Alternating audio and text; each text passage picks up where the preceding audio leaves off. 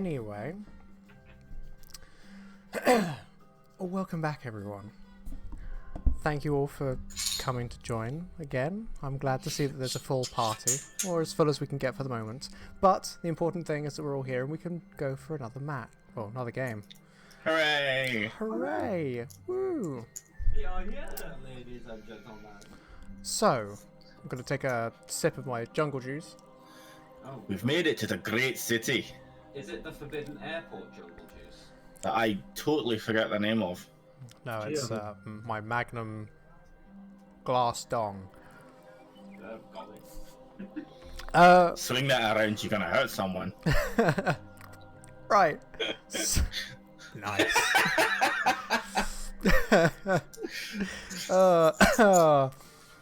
I'm totally prepared for this.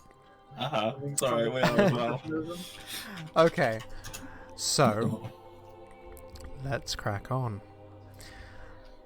As we previously left off, our group and gang of somewhat dishevelled and sparse adventurers slash heroes, after a relatively quick travel southward at a suspiciously high pace, the group themselves have reached the capital city of the Kingdom of Giorust, a thronging mass of activity and varied people massing the laden streets, a solemn trudge through the outskirts of hastily built favelas, through to luxurious mansions that wind up to a golden palace that sat high atop a blackened cliff with a turmoil sea below. Welcome to Rhendis. Being led to the pearl white gates of the palace, the group were introduced to the thin yet regal figure of King Barrus, sovereign of the kingdom and master of all that he sees. After a surprising introduction and invitation to a hastily made breakfast, the wondrous Team Thunderdeath regaled the king of their many stories, of which That's her name, don't let it out. of which they have moved through the north, through Shotten, and the eventual run-in with Devlash Scalp Flare. With some less than appropriate language, the party was relieved of the royal interrogation and introduced to their escort, a thin human individual by the name of Cecil Vexis, a member of the local Kingsguard and official babysitter. Official babysitter. With recognition of their naivety to the city, Cecil led the group to familiar grounds, taking them to the official headquarters of the Adventurers Guild, Joldir. Taking a moment to lay their fellow companion to rest, the party said their final farewell and turned their backs on that chapter of their lives. Turn their backs on James's corpse. Welcome Well to done, Rhendis, everyone. As Hooray. was mentioned, to recap on what happened, you guys laid to rest your fallen comrade of James, and that was where we finished at the last episode. A handy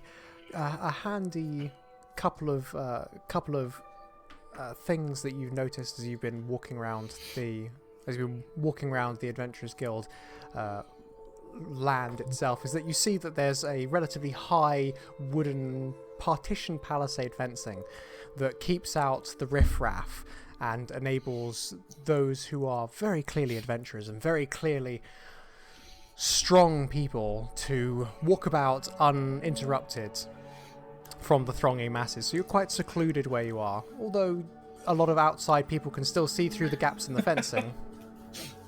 You yourselves are somewhat withdrawn from the masses and the walls of people that walk and trudge the streets beside you. You've got you obviously have to one side you have Zhao Ho Sung, the head of the Adventurers Guild across all of Giorust, who is stood giving directions and indications to the wider community arranging some of the less well constructed wagons, of which one of which is painted green with a giant lettering saying Team Thunderdeath in yellow down the side. Rude. But he is at least seeing to feeding Bruno, your giant Shire horse, and trying to bring some control to this sudden interruption by a less than city-worthy group. What would you like to do? That's a great question. NPC, you might need to check. Oh, hang on. Several of us need to change display names. One or two of you need to change display names. Ta-da! Boss and NPC, you weren't supposed to be here. I feel like this is good timing. It is. That's pretty good.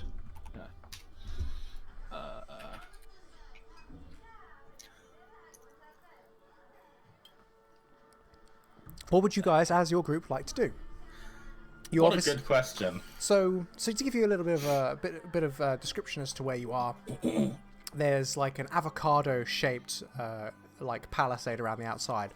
There are 3 main buildings, one of which is a stable with an additional overhang where you can see that there are carpenters who've been hired in and are working on different groups, you assume, wagons, to try and bring them up to some standards, or to try and upgrade them. So you Does can that see, include ours? it doesn't include yours just yet. Yours is being wheeled in at the moment, and it's like going to an automotive garage. There's one that's on the jack that's obviously got the wheels off, and someone's trying to change the suspension. There's one or two that are being They haven't gotten repainted. to the point of assessing how shit ours is yet. No, from a distance, you can see that one or two of the guys are kind of laughing. It's as though a jalopy has pulled into a really expensive garage, and they're kind of stood there going, "Are we really expected to deal with this?" Yes. And the answer is obviously yes. Yes, you are. We're Because- adventurers, damn it. Not only are you guys adventurers, but Zhao Hosung is stood there monitoring everything that's going on, and you can feel a bit of both confusion and bewilderment as to why this is being asked of them. But true to their word, they are professionals, and they would be more than willing to work on your cart if given the time. Can we tell what Zhao thinks of us? Like, get a general finger in the air kind of. Finger in the what? So that would be a insight check. Yeah, Would it? That would be an No insight shit. check. Right into. Oh, come on. 11. I mean, I rolled a 4. Can I abuse my passive insight for this? No, you can't. I'm sorry. Damn it! I know you want to, and I know why, but Damn you it. can't. You can't do that. You can't abuse your, 18 or something, natural My 18. passive insight is 16, but my passive perception is 18. Yeah, the answer is no. I assume it's that then. No, not typing, you fucking dumbass. Yes, we are. It did. 13. Sad. From this distance, and of someone who is so advanced, you can see really clearly that nothing escapes the metal face So you that got a is. perfect poker face. He has not not. like He not only has a perfect poker face. He's confusingly blank. If I remember right, you said he was like level 18. I don't know what you mean, but Something like that. but Metagaming. he Master of the guild, so. Yeah. he's a very, very highly recognized individual, and you can tell even from this distance that metal poker face, his solemn control is unfaulting. Well, he doesn't outwardly hate us, so that's a positive. I wonder if we have to pay for this. Gesturing at the cart being cleaned. Good question. Yes, I find the trick with that is not to ask, because if you don't, the answer is always yes. Also, have you seen the? Did you see the faces of the engineers as they rolled the cart in? Well, they clearly don't know what style looks like. It's pretty entertaining, whatever it is. Is there? So, what would you guys like to do? Do you guys want to go over and talk to the engineers, or do you want to try and go in? Because whilst I've given you one of the big buildings, the other two, one of them is obviously the crematorium next to the large infinity-shaped pool full of name tags. You then have the gargantuan Norse-style longhouse that's multi-story, that dwarfs the area beside you, with a large, heavy oaken double door and brass doorknob stood right in front of you. I don't remember from last time. What time of day is it? You guys, after having had breakfast with Barrus, Oh yeah, so we had breakfast with Barrus. you guys around about 10, 11 o'clock in the morning. You had a breakfast, but it was a formal regal level breakfast. So imagine small portions but high taste. Or it was supposed to be. Anything dry is still in Gustav's pockets. That's stealing. I mean, it's not. It's just saving it for later. Again, Barrus seems like the kind of person who would have noticed that, but thought it was a giggle, so... Gustav's pockets just have muesli spilling out. It's just like he's walking weird because he's got like canapes like perfectly balanced on top of each other. Just being poked by a particularly stiff piece of bread? Question mark? We can't tell through his clothes. Is that a pastry in your pocket, or are you? I will be honest, lads. I actually have no idea what to do now. I say we talk to the engineers. Find out a little more about this place. We could do that. No harm in getting a bit more information. Haven't you been here before? Wouldn't you Oxford. like to know? I mean, Oh, we got a mysterious one. I've never been here before. No, I've never been here before. I know the place, but I've never been inside. Cecil, have you been here before? You seem like the kind of lad that has. Although you're not an adventurer, I guess. No, I'm not an adventurer. I mainly just know the bar. He was until he took an arrow to the knee. I hear that happens a lot. Weddings are plenty. Yeah, let's go over and chat to these engineers, find out what the lowdown on what's going on around here is. Who knows, they might have something for us to do. Or we could go and have a drink. Or we could go over to the engineers, invite them for a drink, and then potentially steal their stuff when they're too drunk. That seems unethical. Is anything we do ethical? Yes, I'm a fucking paragon of moral upstanding, I'll have you know. Yes, I hope you're taking notes, Thor. We are upstanding citizens. We're heroes of the people. And I am in earshot.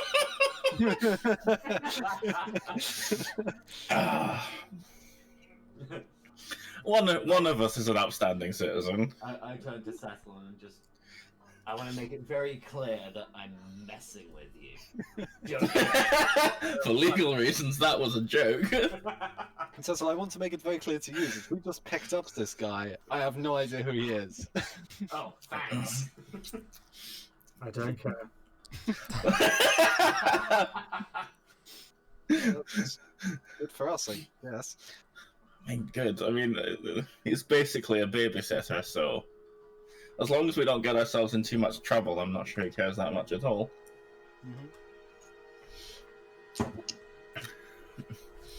That said, you are a fucking magnet for trouble, Gustav. something something. Color spray something something. Guess we don't need to talk about that. I don't care what you do, so long as you keep pace. I am very peaceful. Look at me. I'm a fucking tree. I don't know. The least amount of trouble for me, the better. Oh, the trouble is fun. Okay, maybe we shouldn't get a drink at like whatever time in the morning it is if you don't want to have any trouble. Oh no, that is the first good idea that Tim has had all day. Hey, I'm a fucking font of good ideas. Oh, what we should do is go and have a drink and toast it to James because he's dead. Well, poor James. That guy definitely Any did reason for a exist drink? for a brief time. So I will drink to his memory. And I would drink the drink. Okay, Pretty good I guess excuse. we're gonna find a bar for whatever reason. Ah, So you guys want to try and find a bar. The nearest bar. there's a bar on premises, right?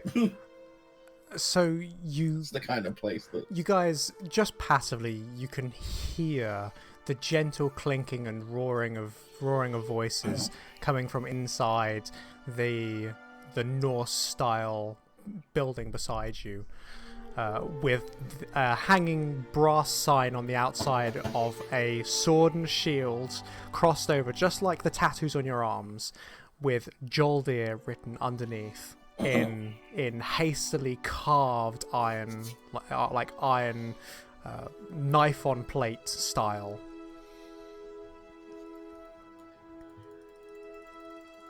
But from in the inside, you can hear the sound of voices and the sound of cheering.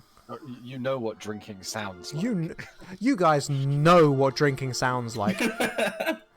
One of you is an expert of hearing drinks at the sound of 1,000 paces. Someone's in my car. There's a bar nearby. Ooh, bar. And so, taking the general idea that there might be drinks inside, you begin to walk towards the entrance. The two large oaken doors, thick-set oaken doors that are very, very obviously old. There's tar that's obviously been seeped into the wood over hundreds of years worth of wear and tear. You lift the iron and brass rings and turn it, and as you try to push the door forwards, it scrapes heavily on the cobblestone underneath. Perfectly alerting everyone inside the door. Perfectly alerting everyone There's inside. a big groove in the stone from the door being swung back. Yeah, you can see the grooves over time where the door and the stone underneath have fought against each other on this endless battle for hundreds of years. And as you breach into the main hall, it's lit in a low light with several candles holstered around. On every wall, there are severed, stuffed heads of all creatures imaginable. There are lizards, there are fanged snakes, there are some pixies, there are some things you have never seen before on every single wall, and underneath each one are tiny brass plaques where you can see names of the creatures and you can see the names of the person who caught the head and brought it back to the Adventurers Guild. And in the midst of this relatively small entranceway, you can see a small lectern in front. It's almost like walking into a restaurant. There's a small lectern in front that stops entrance beyond. And for a moment, as you all walk indoors, you don't actually see anyone else in the room. You kind of walk in and you have no idea of anyone else being there. But a couple of runes begin to glow around on the floor. And whilst for most of you there's a slight itching on your right arm where you can feel the tattoo begin to respond, and they begin to dim, for one of you without a tattoo, there's a small sound of grating that begins to come out of the walls as some of the creatures' eyes begin to glow red.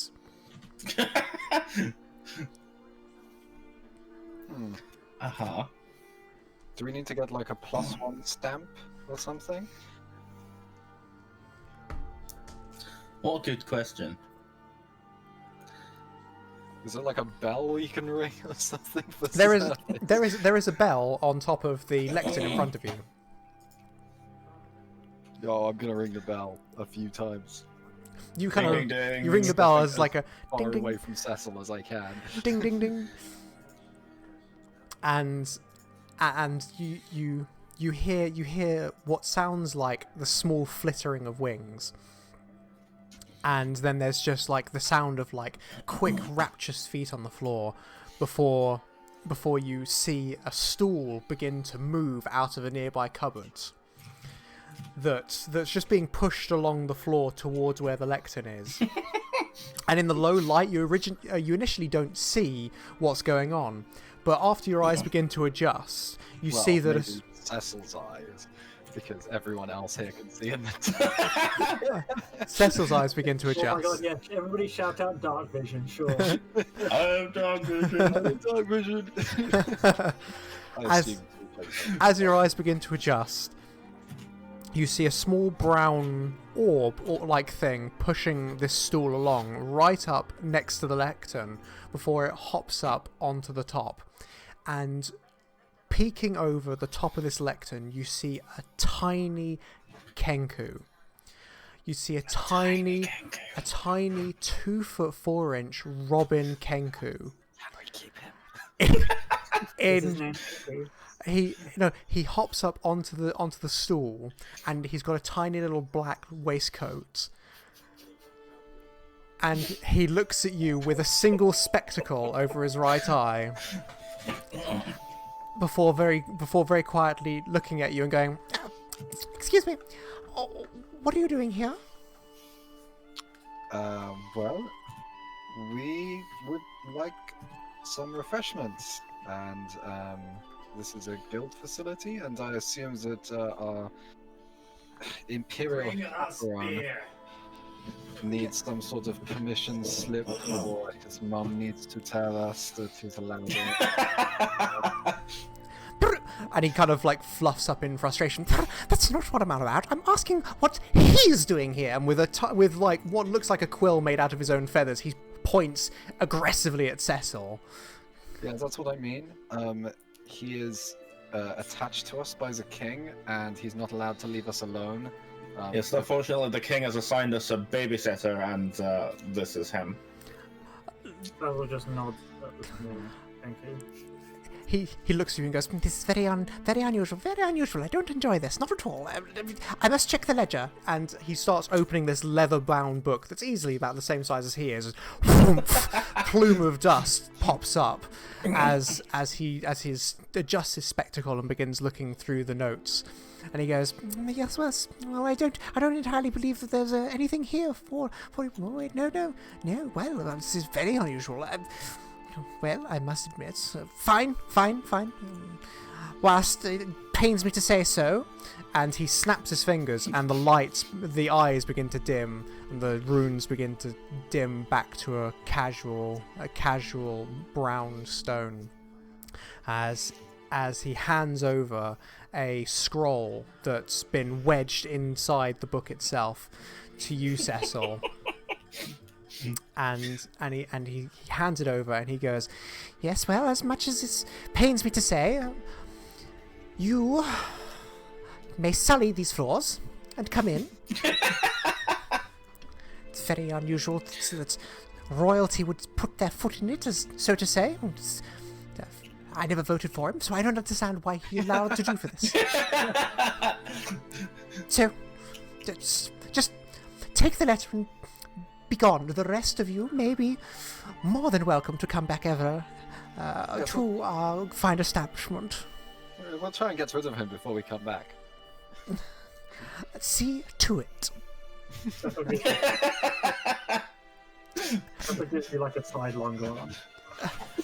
As this tiny Kenku in his black waist jacket waves you beyond to what you see is a more reasonably sized door. It's kind of a bit low.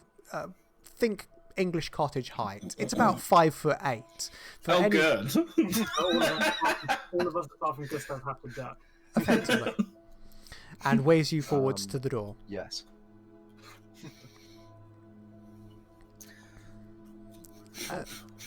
You guys step forwards, and throwing open the door beyond, ducking for most of you, you've gone from a small, cramped entranceway to a wide, vaulted ceiling.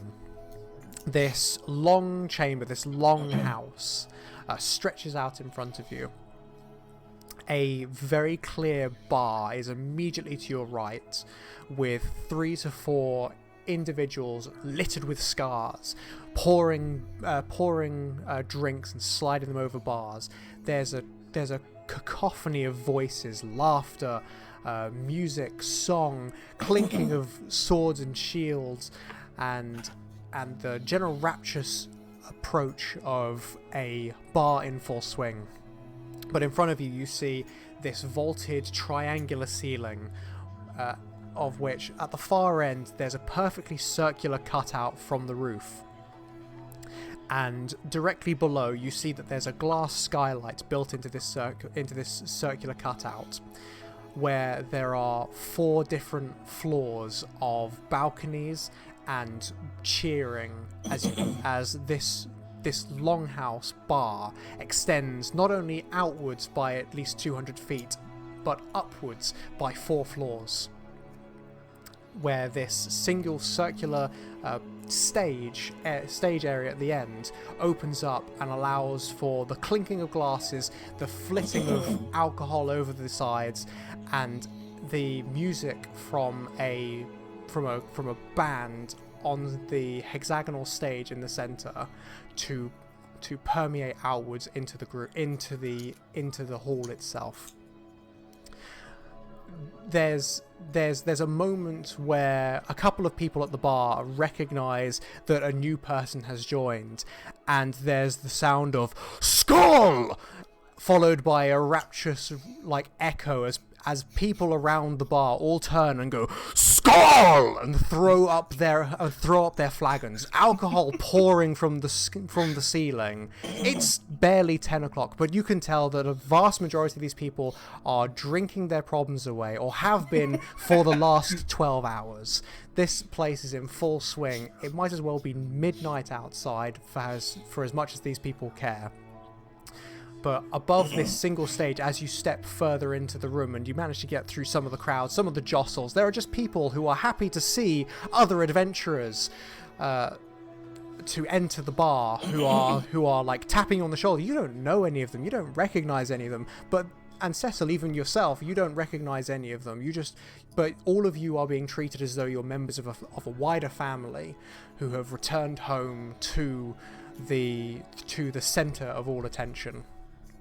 And in the middle of where this glass cutout billows sunlight down into the room as music echoes northwards, hanging from the ceiling in the center is a 35.5-foot, roughly, dragon skull with its jaws open over the stage as sunlight pours through it and casts a light downwards, cast iron brazier held between the teeth.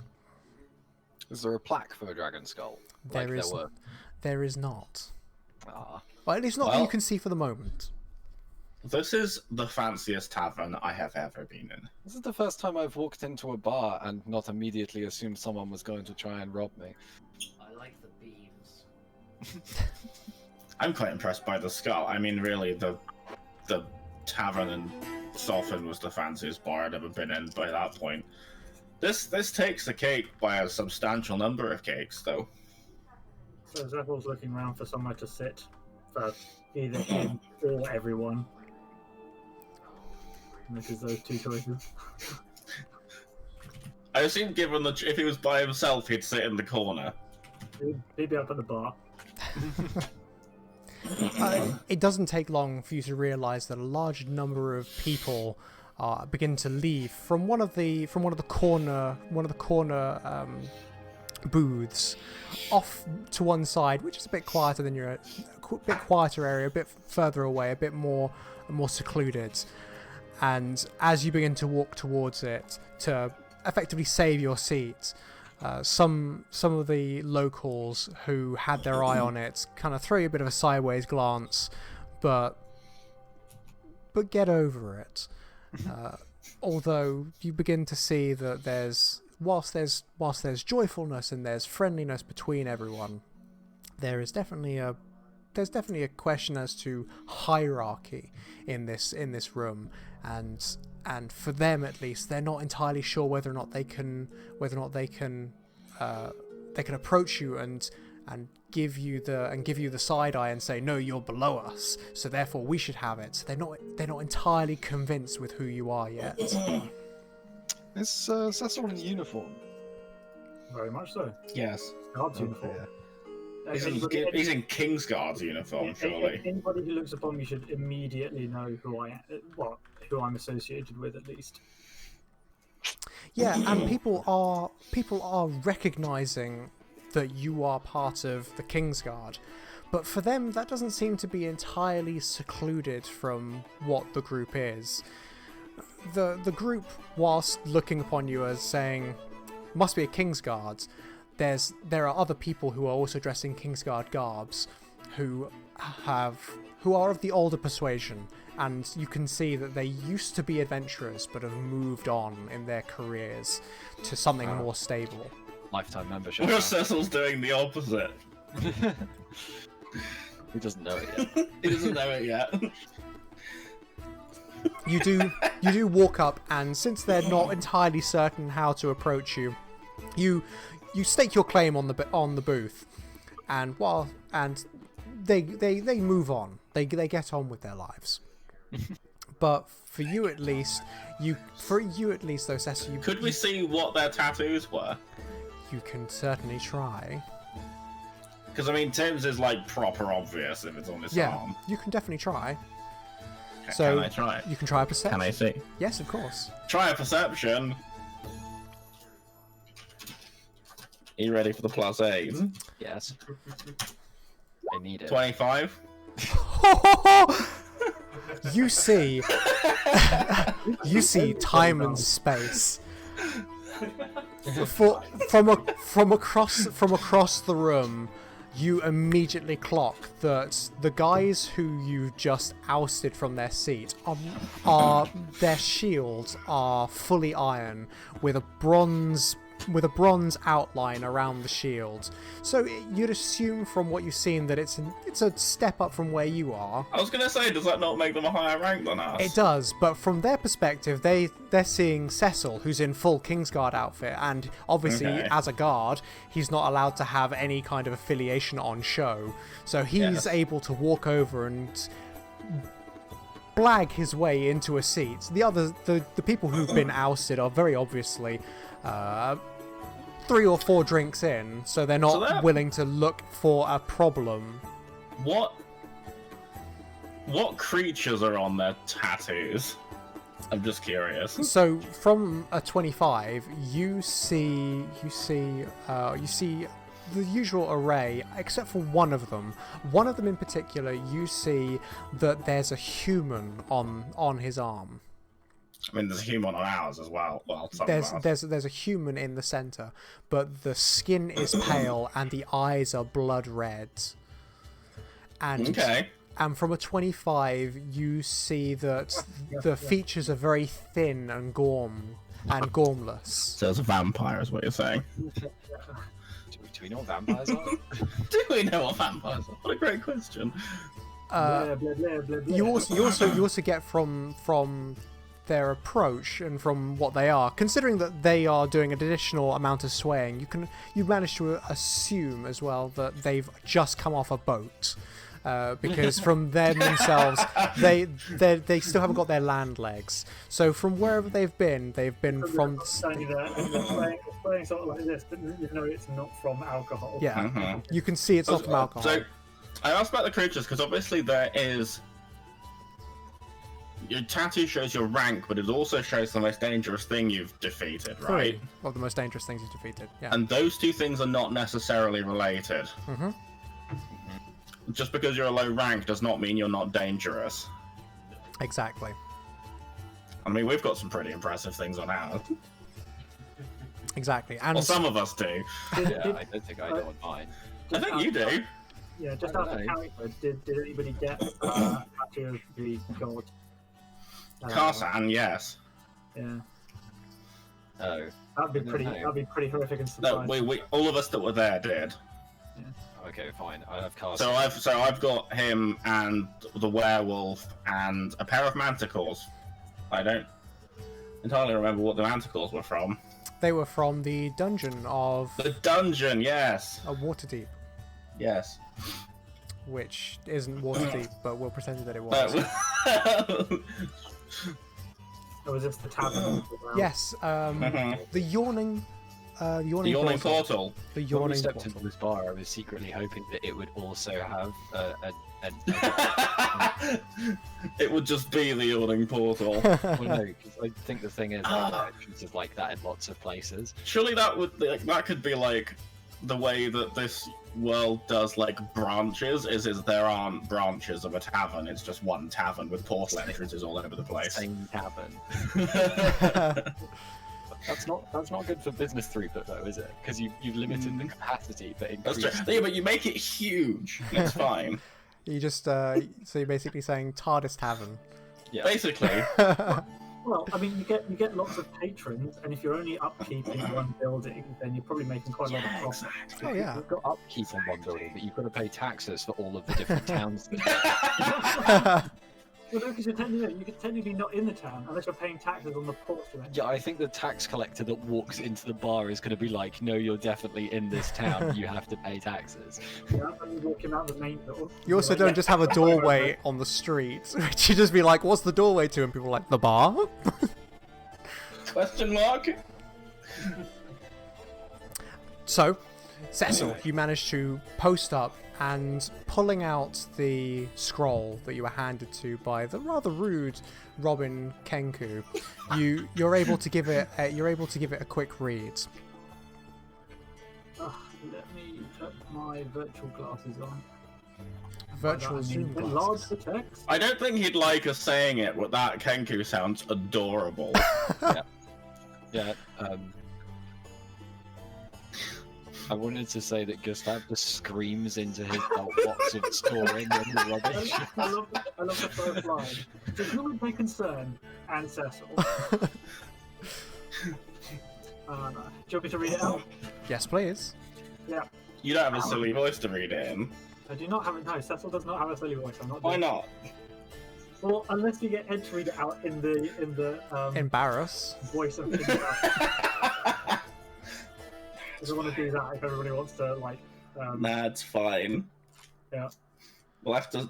So, to whom it may concern, and Cecil, by royal decree of the rightful monarch of Giorust and her pillars, I, King Barrus, request the free passage of the holder of this letter to the guild houses of Rhendis, lower districts, and travel to the grounds of. What's that? Needham. That's an N, is it? Yeah, Needham. that's an N. Needham Palace for entry and hosting at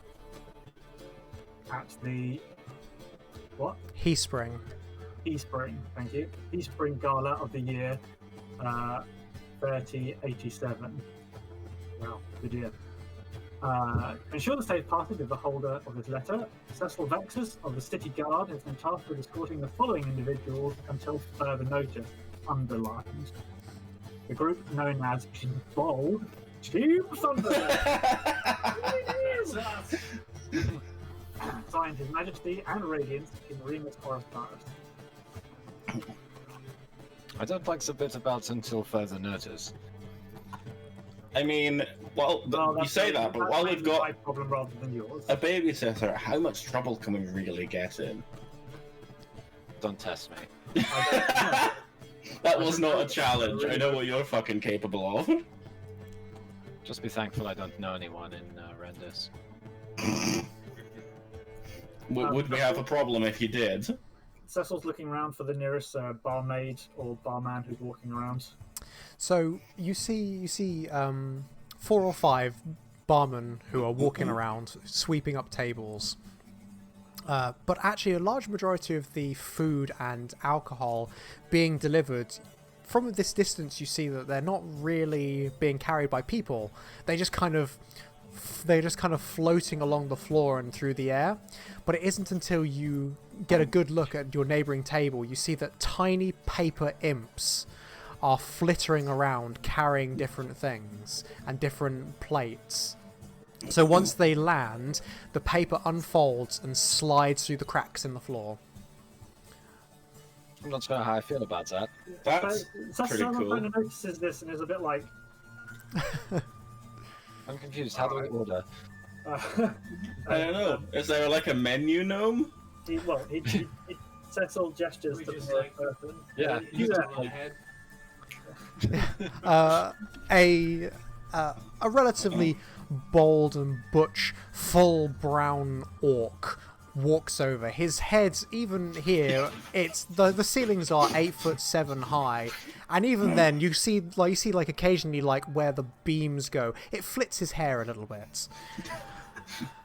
And Wow, I thought I was a big boy. and he's carrying a tiny little pad with a tiny little pencil. They're normal size, but he's huge. And Hello, my good man. I'd Lisa. like to order 4 of your best brews, please. yes, well, that's perfectly fine. I would like to know your table number, please. And you're able to see the table number. It's just 17 on the side. Guys, can we go find table 69? and you give him the number, and he goes, well, we have a wide variety of alcohols that are available. We have 3 different adventurers ales, 4 of our more fine brews, and a couple of our orcish stouts. I think I'll go for one of the stouts, please. Perfectly well. We have 3 kinds. We have the obsidian stout, the coal stout, and the ash stout. Whatever your preference, whatever you'd recommend, my good man. I must say that I prefer the ash stout. Good choice, sir. Is that 4 for all of you? I will take whatever is weakest and reddest. What? Strongest. They will all have the same. You're no fun, Cecil. 3 ash stouts and a pint of wine for the man. Good choice. Wine in pints? And he Rolling him out by the end of today. turns and he walks away. From a cursory glance, as you can see that he's an orc and he's in not very much, but still enough reasonable modesty. You can see that on his arm, everything is in wood. So the shield is in wood, the sword is in wood. There aren't any creatures on his arm. He's obviously a new recruit who's starting at the bottom here. And When you working say his way up. reasonable modesty, you mean he's not completely naked. Reasonable modesty for He's wearing a shirt, but because he's such a Is he wearing a shirt though? no, he's not. He's That's not guaranteed. No, he's not wearing a shirt. He's wearing effectively what I'd say would be a what's a Roman tunic, you know, where it's kind of like knotted at one side and it's Oh, I see. and it has like the piece of material. Toga, thank you. It's a toga, but it's a toga where the brass buckle is the Adventurers Guild logo, and you can see nice. from there that everyone who's a waiter or waitress has the same outfit with a more modesty toga for the females, obviously. And within a couple of minutes, you see a silver platter fly through the air, of which there are 3 big flagons.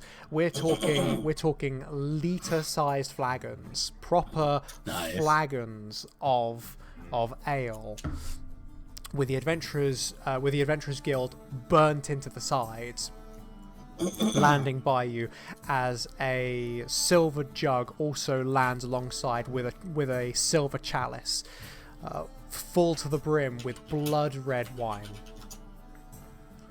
Perfect. The imp that was underneath, that was very obviously struggling under the weight, once it lands on the table, you hear the sound of paper unfolding as it slides through the cracks in the table and then into the floor. That is very cool. Also, I am still astounded by the size of that orc. He is easily 8'4". Fucking hell. Oh, do you want to get his contact details so that next time we move house, he can help lift furniture? I struggle enough to get through fucking doorways. How do you think he feels? That's a good point. How did he get in here? The door is tiny. You can hear the sound of rapturous laughter from people around you. There is a band on the stage. You're not too far away, so since it's a rectangle shape, there are multiple staircases that lead up to the next floors, and you're in a corner behind where the staircases are. So it's a bit secluded, it's a bit quieter. But from your vantage point, you can see the stage. There's a honky-tonk piano on the stage. Multiple bards who are singing aloft of their many adventures, their many conquests, to which you have laughter and applause from the more inclined individuals. You hear some of the lyrics. The more inebriated individuals. The more inebriated, but you hear the celebrations where people are laughing at their jokes. They're celebrating their victories and mourning their losses. Cecil picks up his drink and holds it out and says, "Cheers to peace." To James. To James.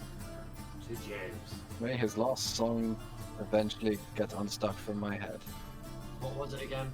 No, do not start. Do not encourage him. This is what where the Yeah, James sort of comes out with a banjo. This is He's gonna get a tankard thrown at him again. Is this where we're like surprised James actually isn't dead? He's on the stage performing.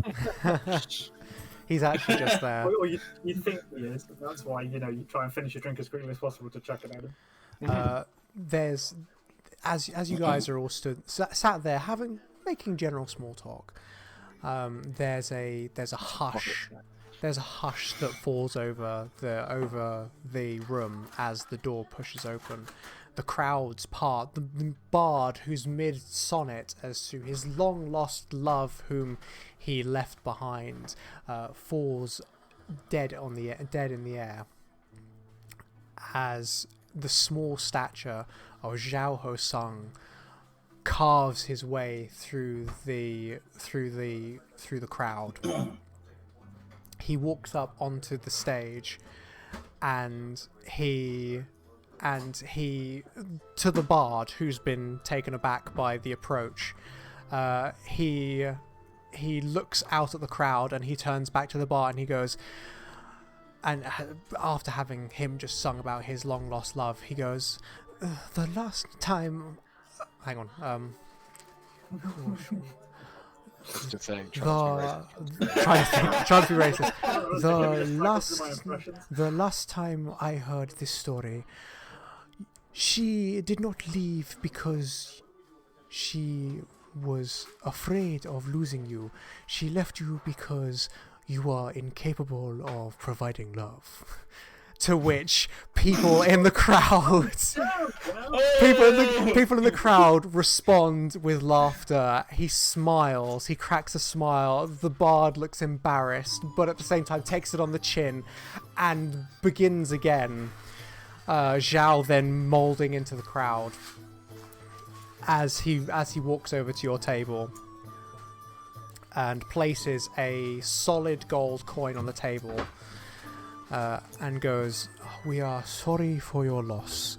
Please enjoy today on me." Tesla is being very protective of his drink. Well, thank you very much. We appreciate it. Zhao looks at... A good person called James. I know so much about him. You know his name. He died Not too long ago. recently, and All right. No matter.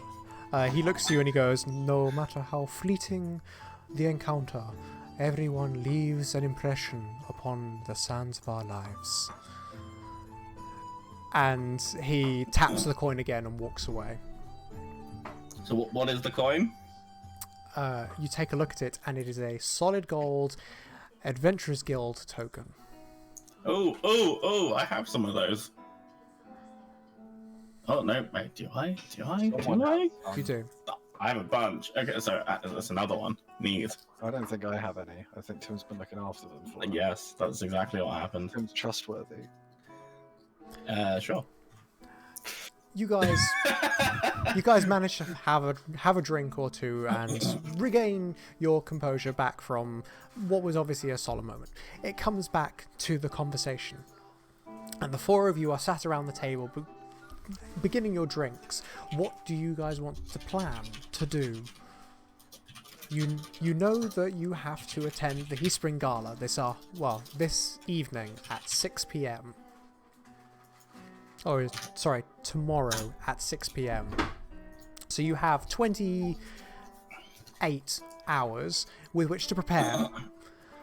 So what would you guys like to do? Well, we've got a lot of time to kill, and I have never been in a city even approaching this size, so I actually have no idea what to do. I think it would be a good idea to gussy up a little bit before we are seen in high society again. Oh, where's the fun in that? Mm, You mean you don't want to be seen around with me in this? I mean, maybe you could have a bath? Yeah. I mean, that's a good point. We do. That would be a grand idea because you all stink. I can show you some way to some of our finest bathhouses. Do we have anyone to help out us? Save us? Isn't that your job? You're looking after us. Wait, for what? Do I roll a persuasion check? No, you can't roll a persuasion check against him for that. We can't persuade Cecil to I don't have any stats yet. He has infinite willpower. Nothing's official. If you can convince my character in character, then sure. Oh, we're gonna be here all day. No keeping out with rolls. So Cecil, since you are part of the City Guard, you've seen a couple of Heatspring Galas. You've never been to one, but you've seen a couple, so you know that it typically goes in multiple stages. There is the parade, where the people who are attending the gala are led in a parade with the different carriages and the different representatives, distributing gifts to the wider public, effectively like a I'm trying to remember the celebration that they do in the US where they throw beads out. Mardi Gras. It's like a Mardi Gras festival. So Of the high society. with the high society. So it's where high society from across the country come to the capital to show themselves off. And So no tits out then. No tits. No tits tits. out. I mean, have you seen what Tim's wearing? So you know, Poke an eye out. yeah. So you know that this typically happens. It's not necessary for you to do it, but people from across the city on multiple different high society people have given out everything from sweet rolls to gold coins to beads to buttons. You know, it depends on who they are. And you know that Oh god, going on this. I imagine in a parade like this, it'll be very obvious that we're poor as shit compared to everyone else.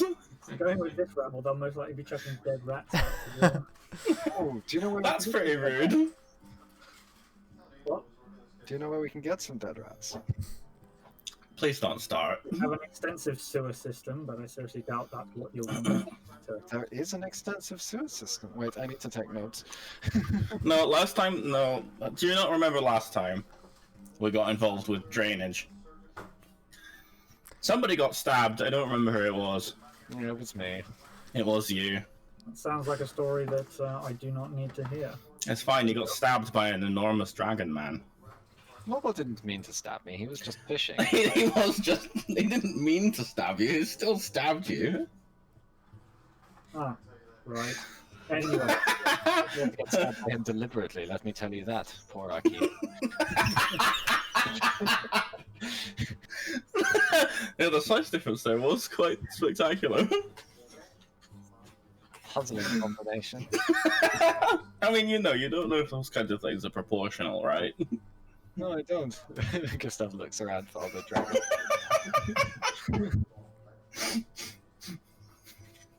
well done, Ed. Well I don't think anyone here is drunk enough to show you that. Not yet.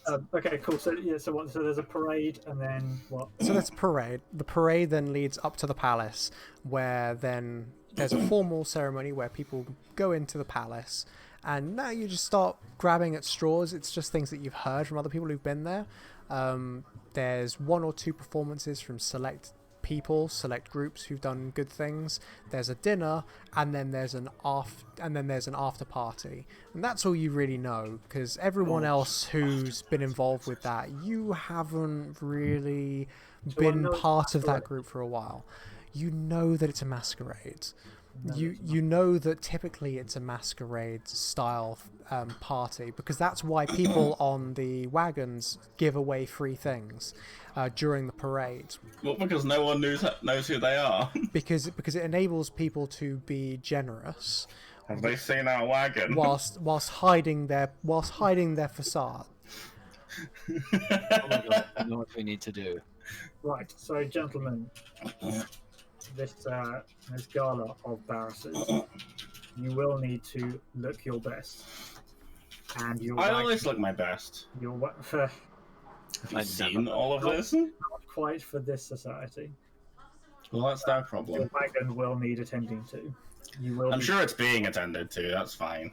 I don't mean just giving it a bit of a clean. I mean it needs to look like you are guests of the king. It's got like fresh paint on it. We did that like last week. Even so. So yes, so we can. He's so saying it looks like garbage without saying it looks like garbage. I'm saying I didn't know what to think when it rolled through the shop. That's the point. That's why it's painted like that. I assumed it was some random form of camouflage, but No, we just thought it was funny. quite. Oh yes, gentlemen, you will need to be bathed. You will need to be in your best attire.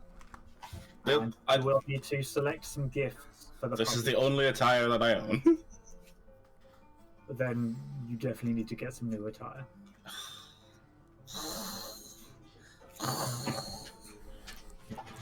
You are my babies to sit, and therefore I'm. I'm not sure how to feel about you phrasing it like that.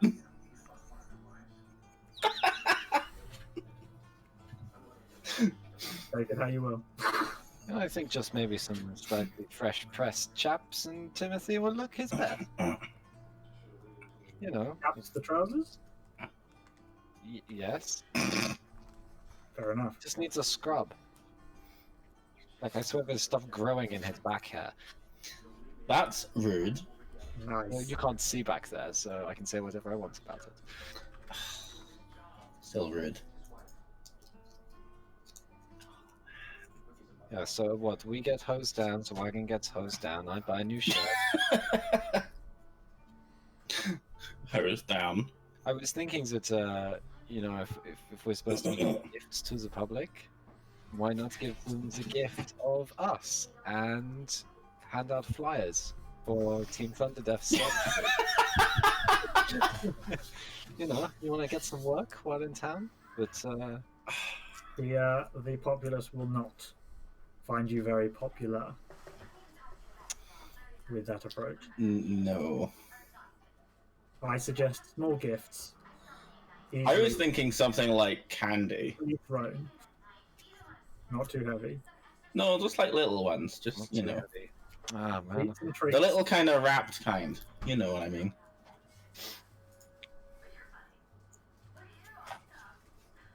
I still wouldn't want to be pelted in the face with hard-boiled Well, candy. no, you don't pelt, you distribute.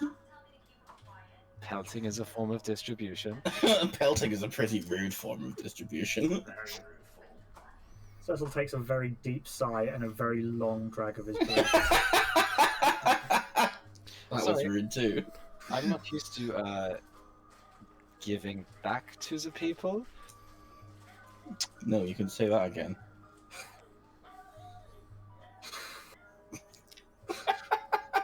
That's what people meant commentary. Yes, I'm gonna say we're just settled, just being like totally baffled this whole time.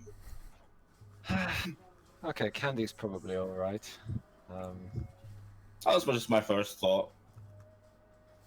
That is fine. I know some stores that sell such treats. I mean, it's kind of like short notice and probably fairly high volume. Like, how many people are we talking? Like, hundreds? Everybody in Giorust, Okay, pretty so much. I They don't will want line to pay the for street 100 up people's the- worth of candy. up. They will line the streets up to the palace, and you will be in wagon, taken through the street, and into the palace grounds. From there, we will head into the palace. So it's from wherever your residence is up to the palace. I am not looking forward to having to wear actual clothes, Please get used to that very quickly. but I don't want to. Clothes are for people that live in cities, and I don't live in a city. Unfortunately, at the moment, if you're housed within the city, be in city attire. That's no fun. That guy I'm was afraid, I'm afraid I will not have nakedness on our streets. I'm not naked. You can't see anything.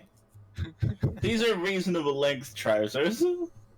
We could just tape his little orc nips up. You just don't want to walk into me if it's cold outside because you might get an eye poked out. You know. I'm like slightly below that eye level. Like, yet. I've actually forgotten what Tim's actually wearing. Are you wearing like little leather straps that go like horizontally around your? It's like that. Hold on. Hold on. Tim does have a character photo. I do. Well, I mean, it's just like a headshot in the character sheet. One of the only ones that does. Yeah. And so, you guys kind of got a bit of an idea as to what you're doing. So, where are you going to head to first? What a great question. Oh, I think the baths are in order first. Yeah. To the city baths. Who's wearing this? He says with something in his mouth, so not actual words. Ah, okay. You got a Yeah, cloak. so he is wearing a leather strap around his nips. Yeah. One of them. Well, yeah, sort of, but not really. We call that one Chafee. Mhm.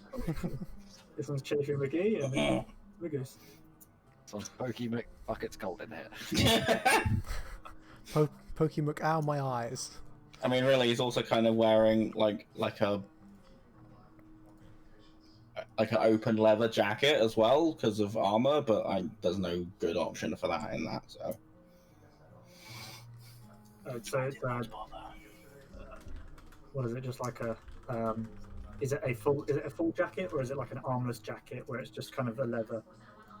It's a arseless chap. Good question. I couldn't find a model I liked, so I don't know. He's wearing leather armor of some kind. That's fine. I mean, you've got in your Or it could not be at the moment because it doesn't matter in the city.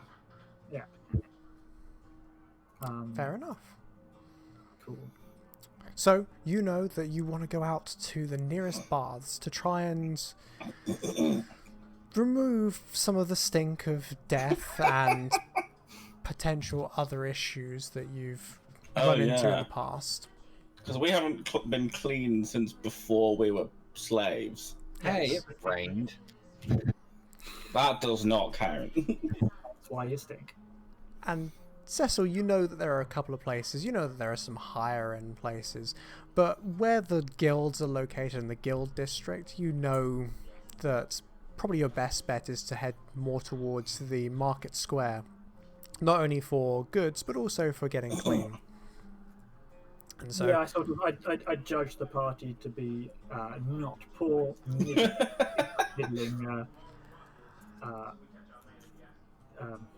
middling money amounts. Yeah, I'm not going to take Loaded at the moment. much for the high. We don't look it. Yeah, we just Yeah. don't dress like it. you Just- know, you've managed to ballpark where they're what kind of thing they're looking for. And taking the group with your slightly cheerier outlook now that you've had a drink or two, the moment all of you stand, the same group who are eyeing up your table, who are eyeing up the table earlier, come over, and one of them sheepishly asks Cecil, like, "Can we take your table?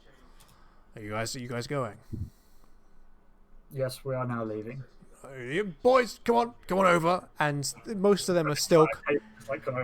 Yeah, most of them are kind of all swaying. You know how it is in a bar and a pub. The moment someone stands up in a table, Are they all it's like swaying it's in synchro? yeah. There are about 8 of them who are all swaying in sync with each other. But the moment you stand up, this crowd of people who are kind of bolstered around a set of standing tables, like moves en masse to where you are, and there's the exchange of people. We've all been there. We all know what it's like. It's the exchange. You say standing tables. Are those because they need the tables to remain standing? A little bit of both. A little bit of column A, they need the tables to not fall over, and a little bit of column B, which is that they're standing tables for some of the taller occupants. There are a couple of very tall individuals in this room. There are some Dragonborns who are easily hitting the south side of 7 feet, but most of the very, very tall people are either the Yuan-Ti, of which there are 1 or 2, surprisingly, and the Orcs. How many orcs are in there? On the ground floor, you only see 2 of them, but on the upper floors, you can see the arms like overlapping the balcony edge, and you easily reckon that 1 or 2 of the floors up, there's a group of maybe 10 to 15. Are they actual orcs or are they half orcs? You're not entirely sure at this distance. Okay. Either very big half orcs or sort of small, full-size, full-blown orcs. And so, with your relatively cheerful endeavour and now disposition, you swan your way out the front, past the ruffled feathers of the tiny Robin Kenku, Is he still very upset? pointedly looking down his beak as Cecil walks out of the room. Sort of just he tips his guard hat. To which you kind of like hear the rustle of feathers, and he goes back to scribbling something else down in the giant ledger. As you step out into the courtyard, about an hour and a half, maybe 2 hours have passed. So it's dead on midday. The sun is blazing down. For where you are, you'd have thought that the cool sea breeze would help keep the city cool, but unfortunately, due to the huge walls that border and line the city, there's just this radiative dry heat that makes the midday sun somewhat unbearable. It's uncomfortable. You're hitting the south side of, 25, 26 degrees Celsius midday for when you're roundabout looking at autumn time.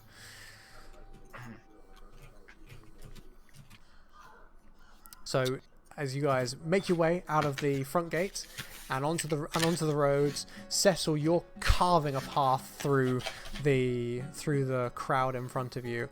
You're well aware of where you are, and the jostle of shoulders and people welcomes you back into the city. Cecil, this is your jam. This is your home. You've been here for so long. You are used to the crowds, the people, the noise. the yelling, the hollers from the nearby cellars, and the trudge of the carts as they try to push their way through the thronging masses. Very quickly, the first set of major gates appear before you that separates the guild district from the middle shopping district, and in the masses of the day, none of the guards are even attempting to try and control the flow of people. You know what it's like, Cecil. You know how the city gets, and you are also somewhat used to the lax behaviour the guards can sometimes exhibit. So with nary a question, your group swanny on through without any hassle at all. Just as I pass the guards, I sort of give them a quick nod, just to say, Terence, Gerald. Yeah, one or two of them clock you, and they go, and they're just like, oh, right, Cecil. A couple of the archers who are on the wall, who are not even prepped, they've got their bows unstrung beside them, look down, and they do the usual casual chest salute. And as you carry on walking, they recognize who you are and they wave you on through, but not that there was any way they were going to try and stop you anyway. And you swanny into the large, huge market square. This place is almost a kilometer wide by a kilometer long, with a huge cross-section open-air market in the middle. There's a building in the center that is a semi-covered market. There's stone brick buildings in the center with a wooden thrown together ramshackle roof with high-colored banners that have been thrown over the top as almost like a Sahara style sunshade to blow off the heat, with hundreds of small market stalls that litter the open-air stone cobblework. And you march your way through. You're easily leading this group through the city streets. There's no question you know where you're going. The open-air fountains that are pouring fresh water into the basins are being played in by some of the local children, with others filling their either empty flagons or their wineskins with fresh water source that's available to all. Casting aside the people, you take a relatively sharp back street and find yourself upon what appears to be a rundown bathhouse with the name Wesley's Wettery written on the side. Not Derek's Dampening. Rather than Derek's Dampening. Derek's Dampening is closed today, so you go to Wesley's Wettening. As you step up to Wesley's Wettening, it doesn't look like a very pretty place, but from the outside, you see that there are like runoff valves, pipes that lead out of the side of the building, and it's almost as though the building is leaking. There's just water pouring out of these pipes into the nearby drains, and each floor of this relatively short 2-floor building, so both the ground floor, second floor, first floor, second floor, and roof just have water constantly pouring off the sides. But it's warm water pouring off the sides. You push your way through the saloon doors and into the main hall, and stood behind the counter is I'm trying to remember what they're called. Is a trident. A trident? Do I mean trident? Trident is like a pitchfork. Yeah, no, I don't mean trident. I mean a triton. Apologies, a triton, a Triton, which is effectively a fish person. Oh, interesting. Cecil walks up to the reception and says, "Water bathe, please." He looks at you and he goes, Yes, well, I guess we can have a bath or two arranged. Have you got an appointment? No appointment. Just wondering whether there was any free. Yes, we can take one of the more casual baths. That's not a problem. No, that will not be a problem. Super. I'll see about getting you some towels, and that'll be 15 gold pieces each, please. You see that he's kind of he's like a yellowfin tuna triton. His gills are blue and yellow, with his fins being blue and yellow as well. He's more man than fish. Can we, is there additional service for getting our clothes clean while we're in? Well, we can always provide some. There's going to be an additional 5 gold pieces. I mean, I'll take that. Sure, why not? What's it? I haven't been this clean. Well, I'm not going to be as clean as I'm going to be, and I don't know where the sentence was going. Ignore me, it's fine. Worry not, sir. It's perfectly normal. We end up with lots of wide-ranging customers. And do you have any storage chests for us to hold our gear while we bathe? Certainly, sir. They'll be located inside the bathroom. Wonderful, thank you. You're very welcome, sir. And you step in, and it's at this point that you realise that actually you're not stepping into a stone-floored room. You actually realise that there's an inch of water all over the floor. It's almost as though the entire thing itself is a sunk bath. And looking over the counter, you see that the Triton is stood barefoot in the water, with a small fountain pouring out of the wall behind him.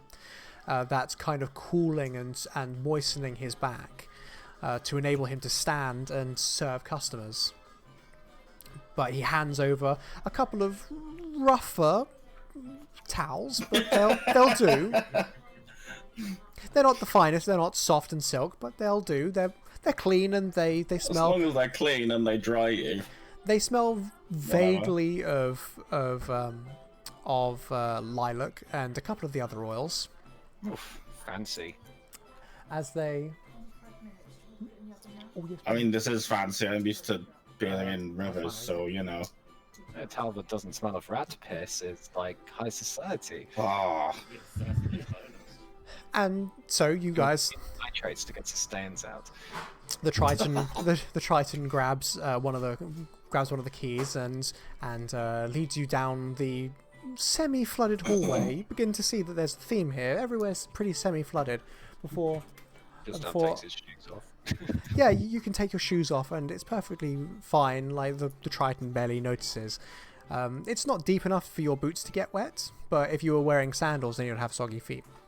Yeah, well, my feet are gross, so That too. getting an advance on the washing of the feet.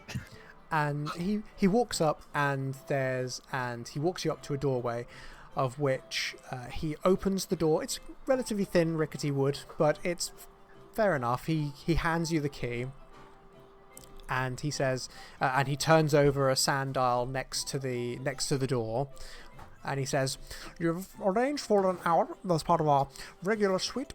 If you'll pass me your clothes, I'll have them cleaned in no time." And he passes you a basket with which to put your clothes in. Gustav's like pulling stuff out of the pockets of his coat. Yeah. When you step, Canopy. looking in the room, you see that the room is about 2 inches higher than the hallway, so it's actually dry where you can stand. And there's like a dry square. So whereas normally in like human world baths, you've got an area that's for wet stuff and then everything else is dry.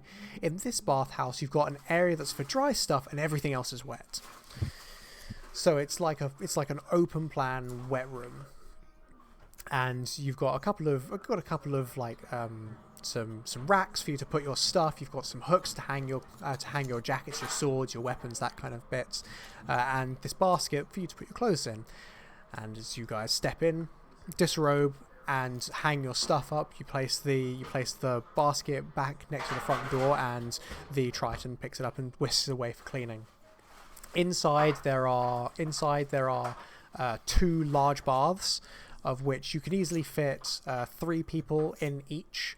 They're they're sunken stone baths. One of them is very cold, and the other one is steaming warm, next to each other. Of which you see two rocks, roughly like potato-shaped, potato-sized, that are mounted in the center, that glow underneath the water. And you guys are able to bathe and to clean yourselves. This is a magic world, so you can tell the rocks are not radioactive. Well, those things aren't exclusive. Probably aren't. Yeah, as Cecil walks past the mounted rocks in the middle, he cups his hands in the cold water and just chucks it over the top of the rocks. And as you chuck it over the top of one of the rocks, so the rock that in the cold place, as it hits the rock, it freezes and kind of makes like little ice cubes that melt in the water. And as you throw it over the other rock that's in the hot bath, it steams immediately and just pours this warm steam up into the air, filling the air in your lungs with a refreshing breath of warm water. There are small windows that are roughly like 6 inches wide, but are 10 feet up in the air, so there's no chance of someone spying on you. What? What a weird thing to point. I thought I'd throw that one out there.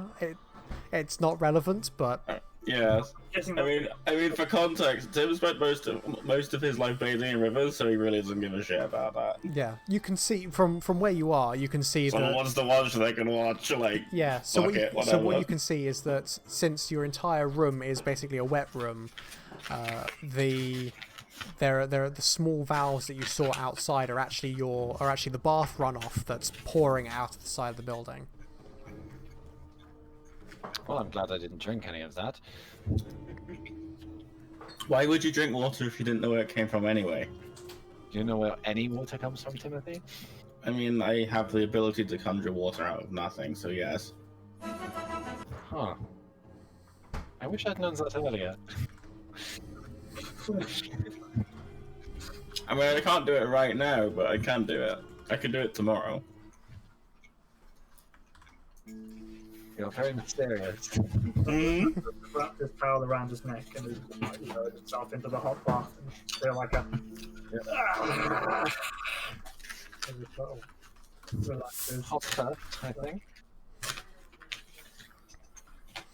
And you're able to throw yourself deep into the water. It's not an uncomfortable temperature. It's just quite toasty. There is a small assortment of oils that are located on a shelf. Oh, free shit. And you're able to smell it. But there's a small coin slot next to each one. They're not expensive. It's like a silver for you to get access to like a small vial of like scented oils. Also, we did pay to get in here. It's not free good stuff. Tim's gonna go straight for the cold one because he's used to rivers. So please, also don't forget to say. Also, you guys have been charged 20 gold each to get in here. Super. Gustav was trying not to make it really obvious that there's thousands of gold in here.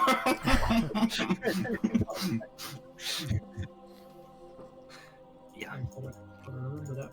You guys are able to silver for a fancy oil. Yeah, we're actually surprisingly well off, as it turns out.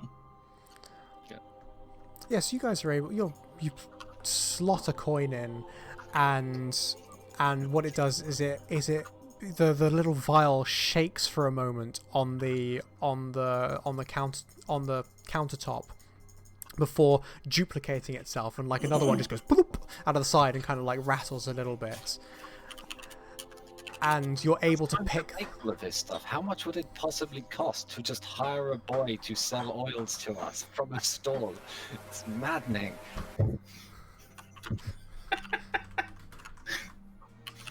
But it's fun. It's kind of fun, I guess. It's just like there's some artisans out there just putting people out of business, and I won't stand for this level of automation. You're able to pick it up. It's not the fanciest of things. Wow. From your Like Axe body spray. it's not the finest oil. Let's put it that way. You can tell that a majority of it is probably just a scented rose water with like a sprig of something that's in it. Well, it beats horse piss or whatever. So It Is does. that what you can Correct. start with? or orc I'm blood. like, oh, I hate my natural stink. Gotta get some of that horse piss. Actually, Oh yeah, that's a good point. mostly smell of. Covered in orc blood. One of us is definitely covered in orc blood. Yeah. It might be me. I'm just gonna go grab a drink. I'll be back in a second. No problem. How can I do that too? You guys can grab a drink. See, I Sure. prepared and I put all of my stuff in a bag that's next to me. I am just I don't eating have myself some cucumber, so. And Laura's being lovely and making me some dinner. That's a drink you can crunch on. Ugh. It's a crunchy drink. I've got this fun image of Tim, like, just like peering at a hot bath very distrustfully. It's like, why would you want that? Because he doesn't know. Doesn't know the truth. Yeah, but you can see from where you're sat, or from the fact that you guys are enjoying the water, it kind of naturally wells up in the center of the baths, and is one of the two temperatures. It's either ice cold, so it's almost like a fresh spring water temperature, or it's like a river. like a river, or it's a geothermal temperature. It's hot. If you were to put your hand in it, you'd probably burn yourself. But being in the bath, the upwelling and the constant bubbling of this water just keeps it nice and refreshing and flows over you. It flows over the top of these baths, and you're able to sit down and wash yourselves while still enjoying the company of your friends. It's not a fully private experience, but you can tell that you've paid a premium to have a non-public public bath. Yeah, I mean, like 20 gold each is pretty expensive, but it is obviously like you got like a room. Mm-hmm. It's like a private public bath room. Yes. Like a private booth at a bar. Yeah. Yeah, it's private, but there's still other people's pubes floating around in the water. Okay. So from the description, the Perfect, that's water like flows through fast enough that shouldn't be a problem unless you are shedding. That's an aggressive pace. It's a particularly tenacious body. It just won't quit.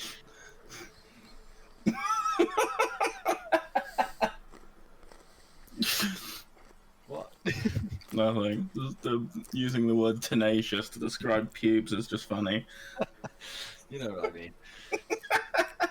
There is so the room itself isn't, just to give you a bit of an idea, the room itself, as you guys might have seen, have you guys ever been to Bath and seen the royal baths, the Roman baths? I haven't, but I do vaguely know what they look like. I have, but it was so long ago. I bet. Yeah. So it's not.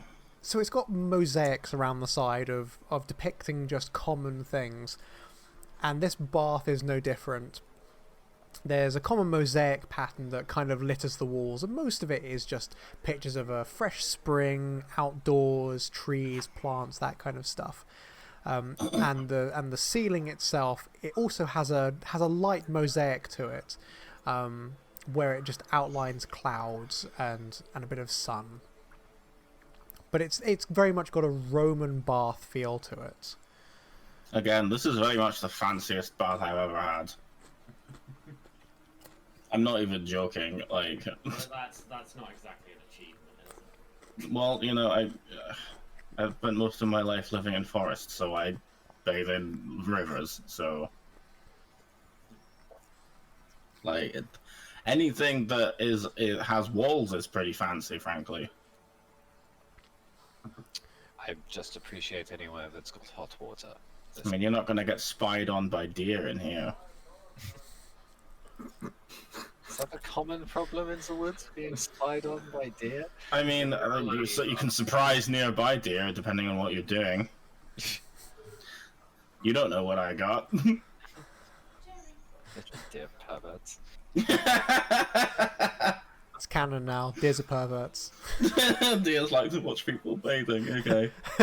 gentle, Peering around trees, going. gentle rustle. And there's just a dan dan dan dan. Oh, it's deer. Of the D&D. After about Deers are herbivores, but it likes that kind of meat. That must make them very easy to catch.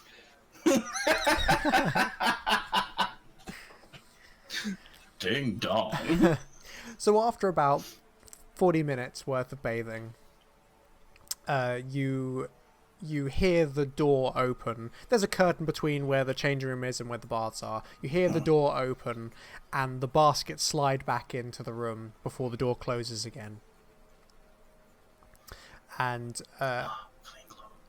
you can hear that your clean clothes have been delivered back to the front door. From where you're sat in the bath, there's a series of small mirrors that basically bounce back how much sand is left in the timer, but it's a one-way system, so you can't see indoors, you can't see outside indoors, but you can see indoors to the sand timer. So you're able to roughly estimate where it is, and then hop out of the bath, dry yourselves off, throw on some clean clothes. There's a reasonable amount of starchiness to the clothes. It's not pristine, but for having had a 1 hour turnaround on cleaning your clothes, can't really complain.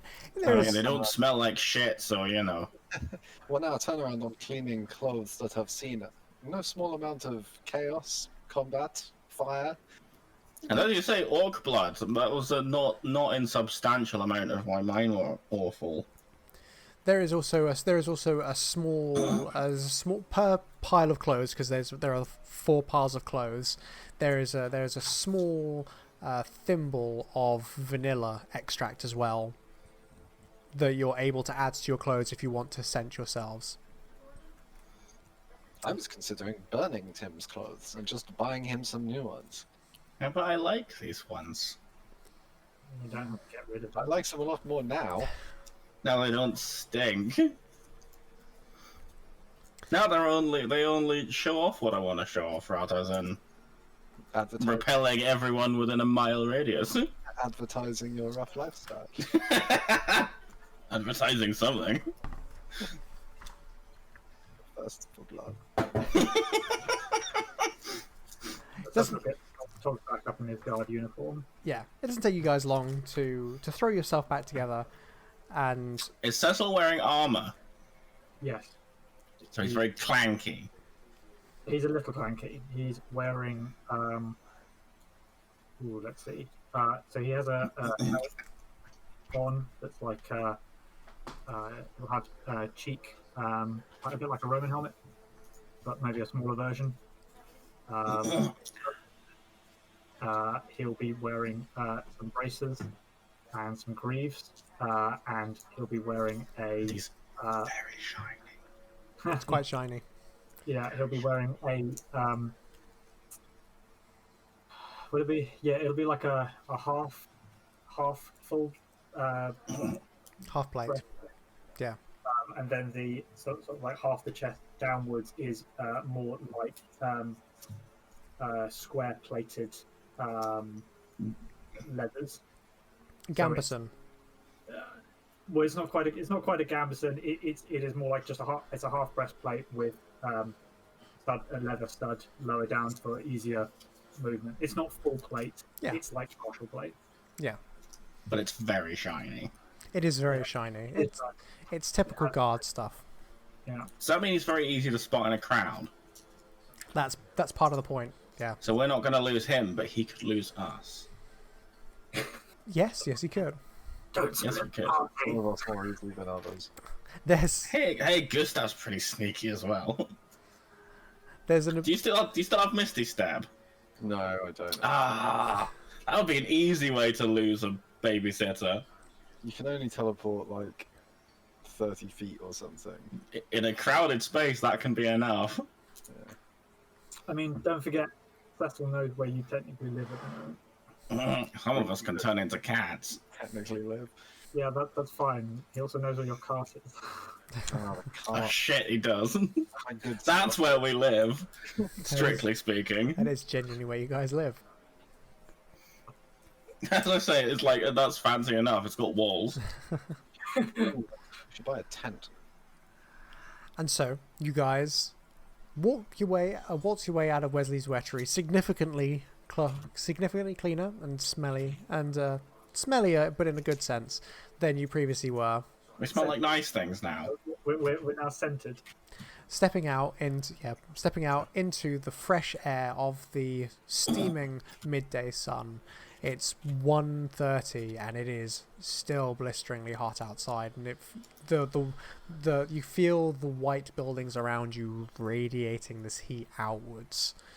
And it was Like a design decision. yeah, you can tell that the city has been built in such a piecemeal fashion that each sector and each like district has its own purpose, but none of them have ever been put together as an actual cohesive unit. It's just a piecemeal city over like the last 200 years to be a patchwork of what it would be if it was completely redesigned. But as is with all cities, you cannot knock it all down and start again. And Rhendis is exactly the same. That's But- what we're for. That's what war's for. And so you walk out significantly cleaner and into the centre of the market district. The swelling crowds not having died down at all since you previously stepped indoors, but definitely thinner if for the heat. So Cecil turns to everyone and goes, "Okay, so where to next? What do you want? New clothes or gifts?" I don't want new clothes, but I feel like you're gonna make me. I always want new clothes. I mean, So at least I if- need some new clothes. But this is fine. I don't want fine new for clothes. adventuring, yes. Not fine for high society. I'm afraid you'll cause some of our daintier ladies to faint. I mean, is that a problem? For high society, yes. I feel like Barrus would find that very entertaining.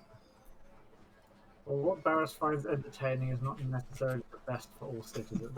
It's funny though. Right, so to close them, I guess. Cecil shoots off into a direction of the nearest mid-tier tailor. Like mid-range, slightly new-looking, off-the-rack market stuff. Roll me a That's not wisdom bad. check.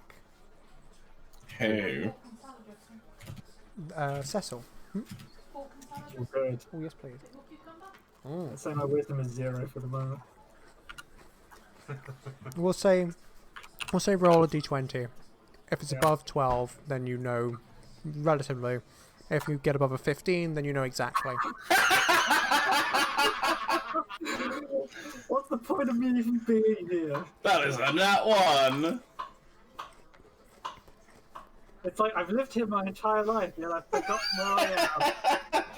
I don't know if it was for that or for something else. That's true. Thank you.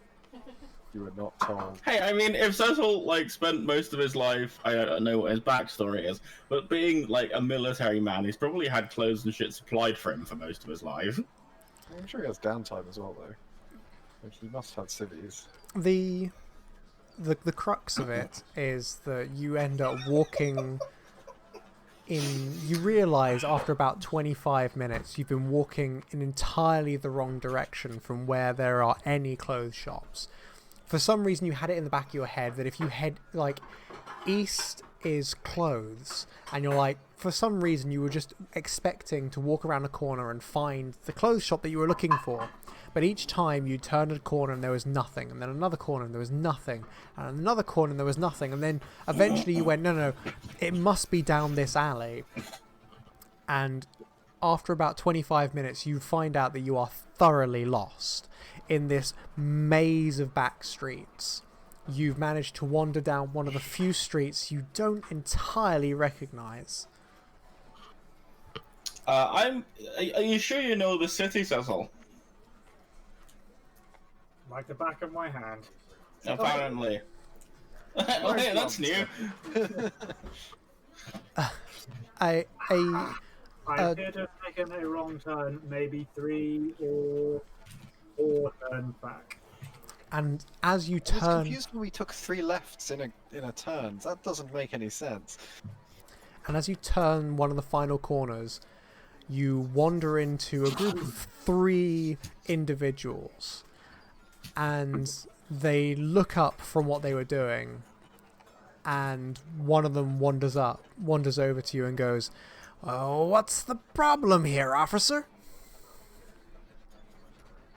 Oh, he's not on duty. Oh.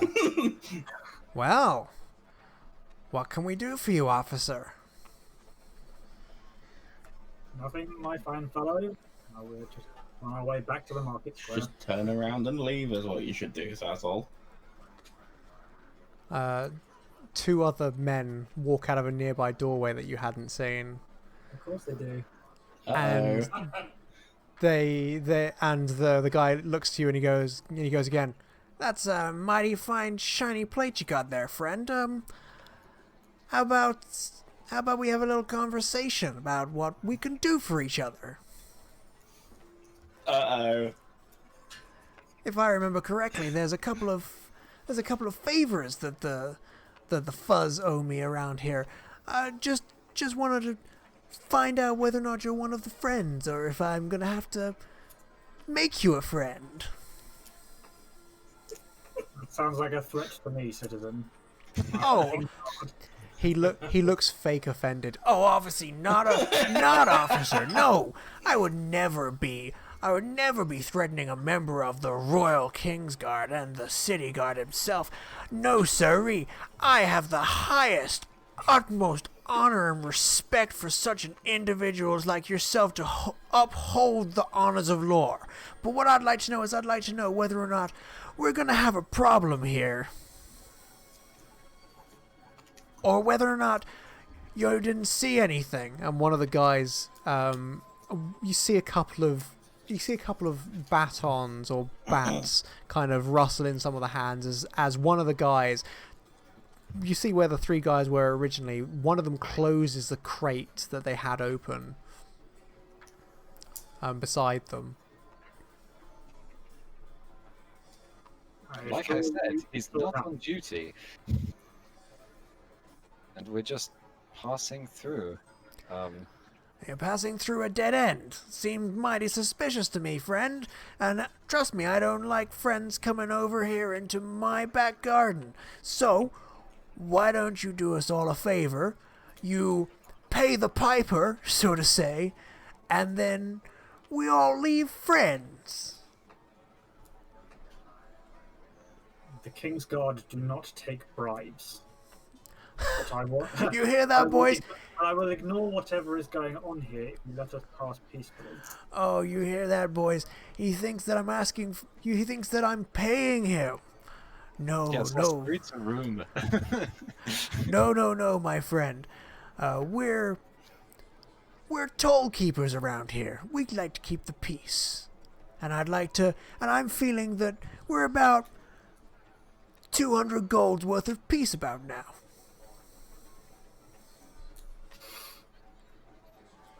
Is there anyone behind us? As far as you can see, there are other than the 2 people who walked out of the doorway. No, you are Behind, how many people in front? 3. 3. There are 5 people in total. Can I tell if there's anyone else there? You have a passive perception of what, sorry? I'd like to introduce you to Tim's passive perception of 18. Yes, there is another person on the roof with a crossbow. Oh, good. Tim nudges Gustav and like head tilts towards it. I notice the nudge and suddenly am very aware of the bow that I'm carrying. Gustav's gonna turn to Tim and like stage whisper. Everyone can hear. Tim, I don't want to kill these people. I just got all the blood off these clothes. If I explode anyone else, I will be sick. Um, I'm gonna start walking away. I'm just gonna leave. does Circle have a guard whistle on him? You do, yes. Tim's gonna follow Gustav. As you try to leave, the two people who are behind you step to be face to face to you. Of which Would one? they like to be introduced to Mr. Grizzly Bear? Because we can do that if they want. Or the panther, or both. Look, my friend, we've been reasonable. If you do not let us pass, I will be forced to alert the guard. Oh They will no! be here in seconds.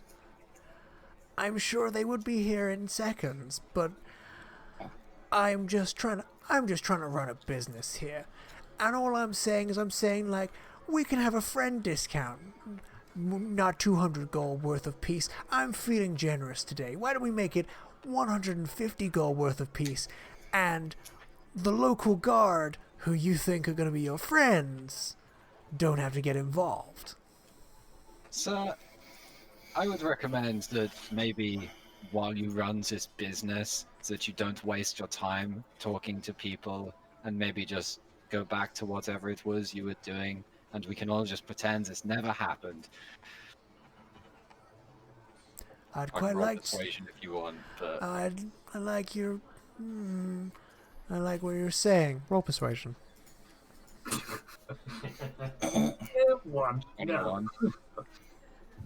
21.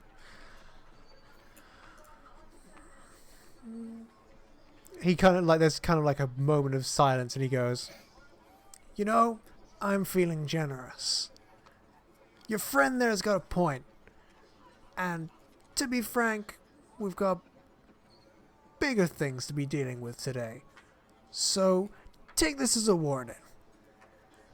You and your friends do me a favor. You turn around, you walk right, then you walk right again, you find the nearest sewer, and you jump in it." Can you remind me what street we're on so I can write on a map if I ever manage to procure one that I should never come down here ever again? Sure, this is the street of Go Fuck Yourself.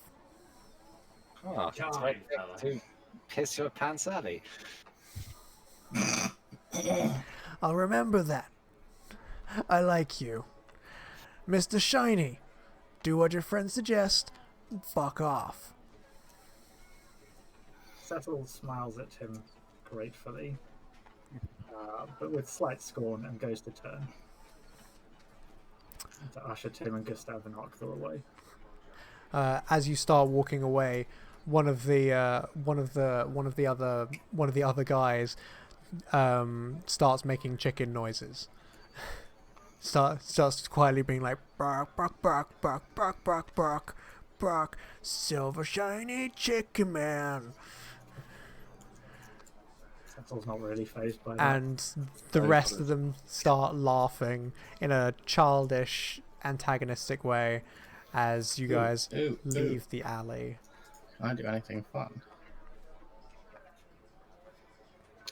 We will turn right at the next corner, but we'll go the one after instead of right. Away from the sewer edge. Yeah, Towards- Tim, you realise that for about the next 10 minutes, two of the guys who were stood in the doorway have been not so subtly following you. But as you hit one of the main streets and walk back towards the main square, they disappear into the crowds. Even your natural perception, they disappear into the crowds.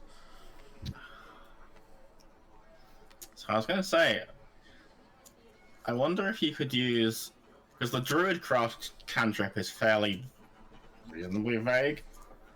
I wonder if you could use that to, like, sound like you're behind someone. I need to double check what Druidcraft does. Possibly not. Well, one, city. well, one of them is you create an instantaneous, harmless sensory effect. Like Technically, So you could potentially be like, "Stop following me," from right behind their head. You create a tiny, harmless sensory effect that predicts what the weather will be at your location for the next 24 hours. You instantly make a flower blossom. You create an instantaneous, harmless sensory effect such as falling leaves, a puff of wind, the sound of a small animal, or the faint odor of skunk. The effect must fit in a 5-foot cube. sounds like it's not smart enough for that. I wouldn't say that it's a voice. I'd say that it would be a that's sad. sound. So you can do heavy breathing behind someone. The sound. I'm not going to because it's a bit late now. But yeah, like, you could also. I mean, you could Just be also. Yeah. right behind somebody's head. Yeah. And so, That sounds like fun. you make it back to one of the main roads, and having realised the error, you quickly realise where you are. You get back onto a main road, and you go, "Oh, okay, I see why I went down the wrong street." And within the next hour, you're stood at the doorway of the next store that you're after. It's not it's unlike the other one. It's unlike the previous place of which you went to Wesley's Wettery, where it seemed a bit more back alley. This is a much more upfront, in your face display of opulence and material wealth. You look towards it, and you see that it's Fits So Good, spelled FITSEWGOOD. Of course, it's a pun. It's a pun name. Of course, it's a pun name. Of which All establishments that don't have pun names just quickly go out of business for some inexplicable They do.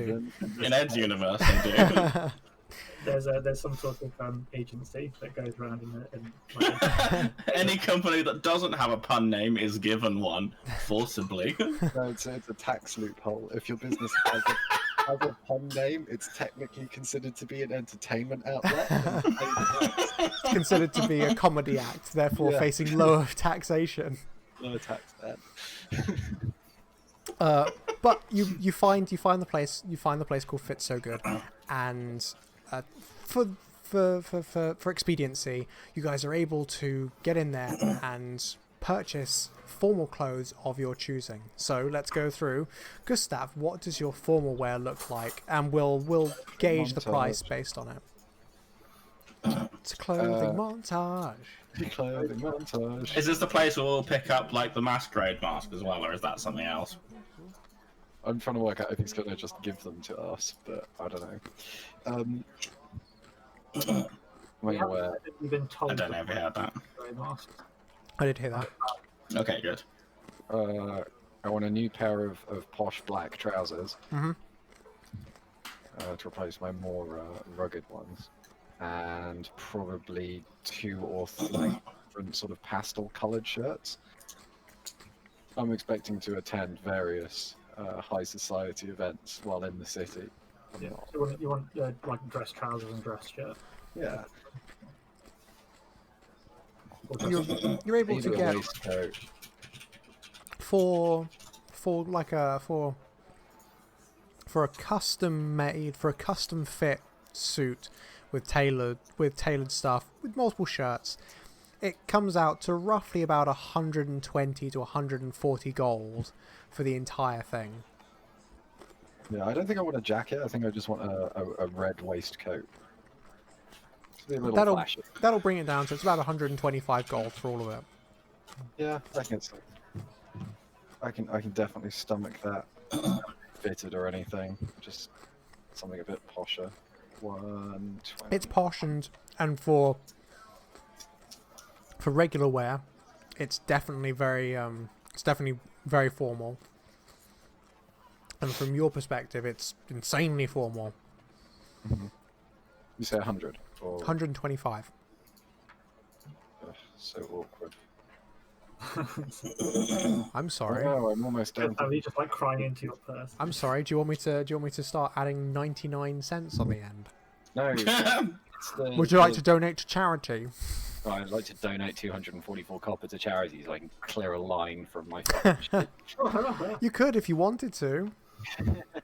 No, it's more like the Blind Pimp orphan charity. thing, where Gustav would much rather wear as much of his money as possible so that it can't be stolen from him as easily. Yeah. So, Oh yeah, I want to get some jewelry as well.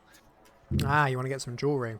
Now you are able to buy some. Right, so instead of just going for passable, you're going to start going over the top. You're going to want like gold chain necklace. And Now, as jewelry can be stolen from you. Yeah, sure. You can go for jewelry if you want, and we'll run over that once everyone else has done their stuff as get their well. clothes. Because like enchanted shit, then that would be. because jewelry also has the addition that you can buy magical jewelry. Now, mind you, it is expensive. Yes. But Magic it stuff is can. expensive. What the fuck is having thousands of gold worth if not buying expensive magic jewelry? Precisely. buy yourself an enchanted knuckle duster that looks like as in like I don't know what they call. They're like decorated. Yeah. An enchanted one.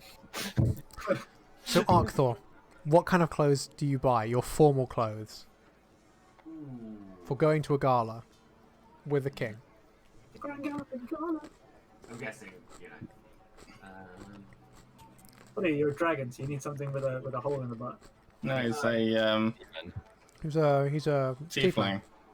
But yeah, I think they still have tails? Yeah. They don't all Yes, some of them do. Does Arcthor have a tail? No. Sorry. Got to get that extra arm in. Yeah, prehensile tail. Good limb. Good. I go for fairly conventional formal wear for the city. I just kind of look around at what everyone else is wearing and eyeing up, and then I pick stuff that has shades of green and brown, so I can turn it into more practical clothing at a later date. What color is Arcthor's skin? White. He's just Caucasian. White. Oh, okay. That's obviously the sort of prototypical tiefling has red skin. So that's the immediate image that springs to mind. So while all this is happening, Tim's wandering around the shop looking totally bewildered. I'm unsurprised that Tim is incredibly confused by He this. has no idea what's going on. Gustav keeps pulling things off the rack, like trousers and shorts, and like holding them up to Tim. Thanks, Mum. Arcthor is kind of just looking at the two of them with some bewildered amusement. He kind of knows what this place is about, but he's never shopped here for reasons that should be clear from the fact that they rescued him from a slave mine. Mm-hmm. Yeah. You're So welcome, you guys are able to, you're able to pull together a reasonably good-looking suit.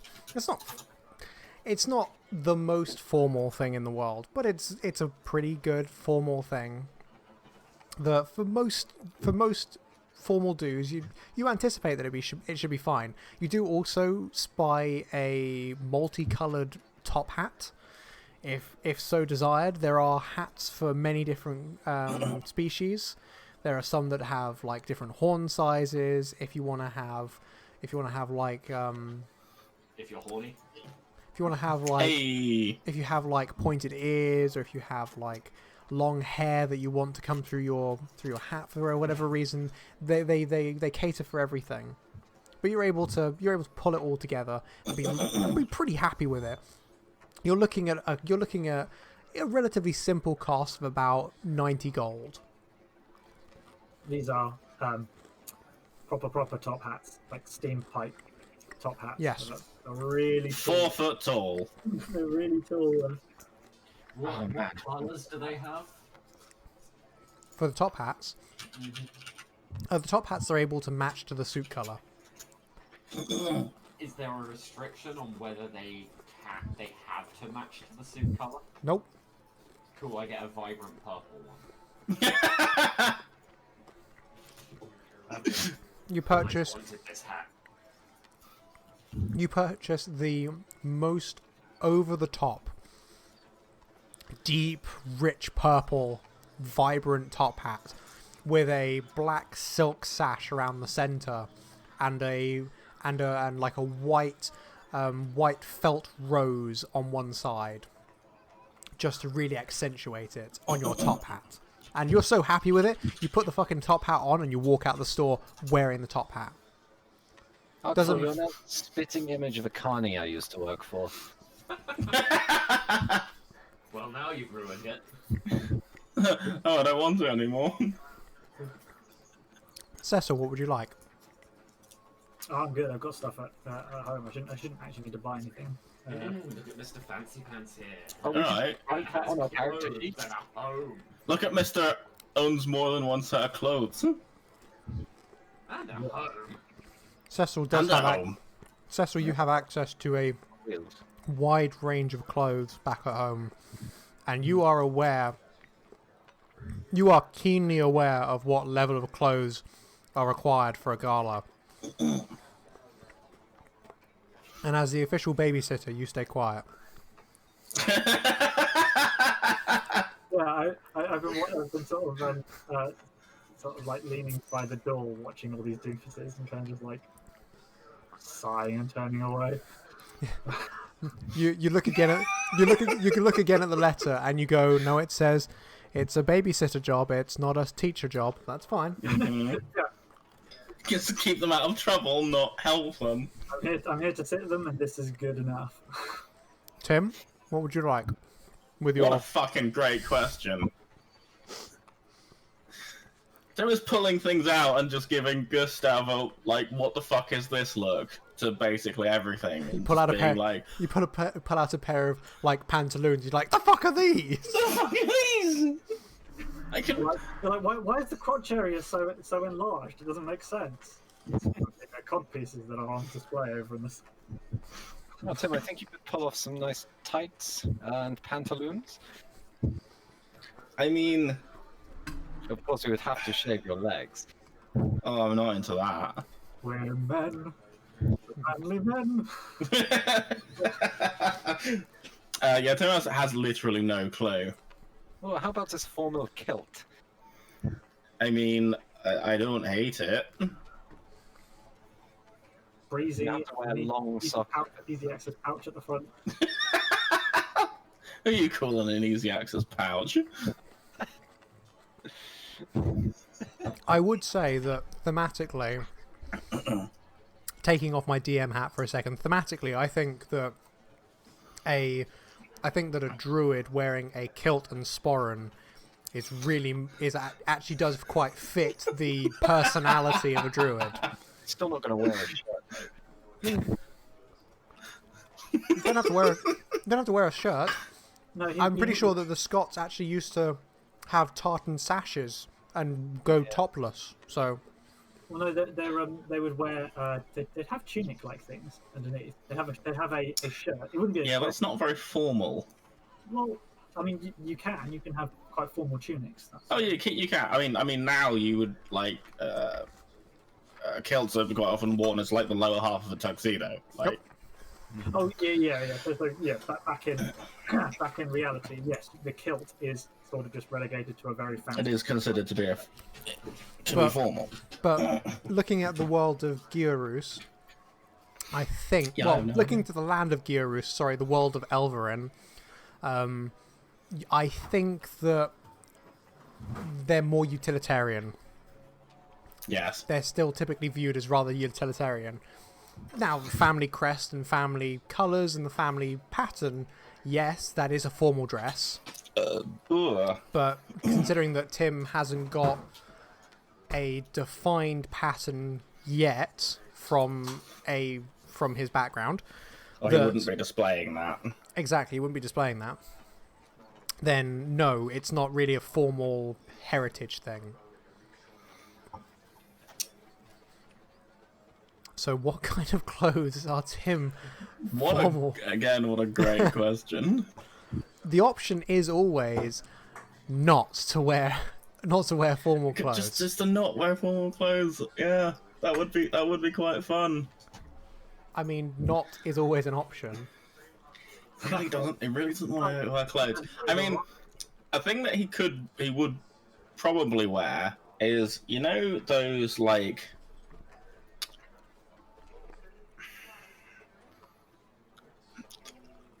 there's jackets that are like a style that's like a combination of like a long robe but also a suit jacket. Oh, okay. Like it's a suit jacket, but it's like long and like Like a trench coat style, yeah, but like a but like a formal trench coat. kind of. Also, I'm thinking a pale color. Have it in like linen white, something like that. Ooh. You think more like military style? Something's kind of slightly fancy. I don't know. I have literally no idea what anything I'm talking about is called. So, Sorry, neither do I. But it sounds good. it kind of do. Luke, have you watched any of the Shark Yeah, episodes? too. Have I watched any of what now? The Shark episodes No, with Sean Bean? No? no. Nope, sorry. No? Nobody has? Damn. Mm-mm. Because they basically got for the military in that the jackets are two-piece sort of plain and have attachments over the breast. So what I'm imagining Luke's after then has just a long tail that just actually continues the jacket. So it's together at the top, and then just above like the belly button sort of V out for the legs. I think I know what you mean, yeah. And then you can just wear trousers and boots with that. I mean, I'm also leaning towards just not. Because here's the question: would anyone stop him? You are unaware of anyone who would try to stop someone with an official invitation from entering the palace. Does Cecil know anything like that? You are unaware of anyone who would attempt to stop an individual with an official invitation from entering the palace. You could ask. Could ask. You are unaware of any person who would attempt to stop a person holding an official invitation from entering the palace. Interesting. Cecil could give an opinion based on. He could, yeah. I could give you what my opinion might be, if you want. You can do.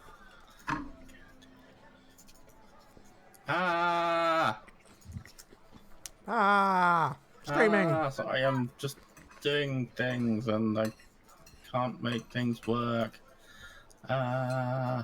It's fine. What we'll think of is if you can, is that we'll say that you're able to pick up a white long jacket. Cause what like the style like that's like clearly like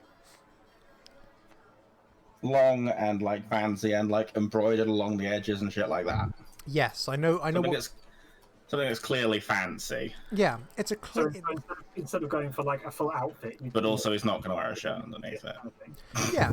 So it's an over jacket over which Coat kind of, yeah. which is very formal, it's white and it's very crisp.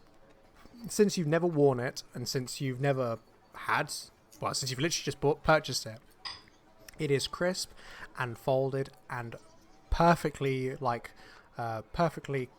perfectly smooth on all sides. And maybe some like white linen, or it's like the same color, not linen because linen creases like a motherfucker, but like same color like trousers, just to Yeah, go with. you're able to pick up a matching Shirt's pair a band. a matching pair of trousers, but you still Lovely. keep your your relatively, I think you've got a relatively hench belt, which oh no, you haven't got a relatively hench belt. Sorry, you still keep your kind of like leather strapping over the top. And do you want to keep your cape over the jacket? No, because so the jacket is like would flow like a cape does at the bottom. I get it. That's the cape. Right? Super. Yeah, I can imagine that. In a snowstorm, you can wrap yourself up in it. Yeah. I can imagine that. So you guys have all purchased your clothes, and you leave with some very well folded cardboard boxes with your clothes inside. Now, getting on to the more formal matter of your wealth. Oh, I also want to buy a rucksack. It's not for the gala, but I would like a bag. You And should not- already have a rucksack. You should already have one. I do. I think I've just got big pockets. Oh. No, you should also have a rucksack from having had an adventurer's kit right at the beginning of the campaign, unless you got rid of it. Were we given those by someone? Because I didn't start with one. I think most characters get Oh explorers no, packs, you right? started with cash, didn't you? Not an Oh, I think so. not an because explorer's an pack. explorer's pack is a backpack full of stuff, right? You are as far as able I know. to purchase a rucksack. You can either purchase a rucksack from the clothes store, which will be a much more fancy rucksack, or you know that you can get an all sack, an all weather sack from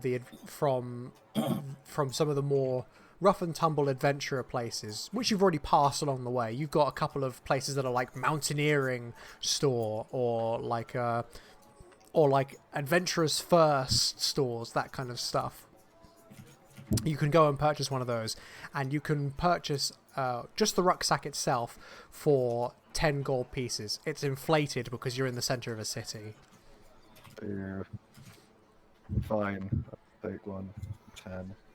You're able to, At this point, I've only been able to like take stuff that will fit in either pockets or the belt box of storing, yeah. which has been kind of a pain. So your rucksack, you purchase, and as a free gift, you get 50 feet of hemp rope. Oh, nice. Is that because someone forgot to take the It's rope because out? that's in an explorer's pack.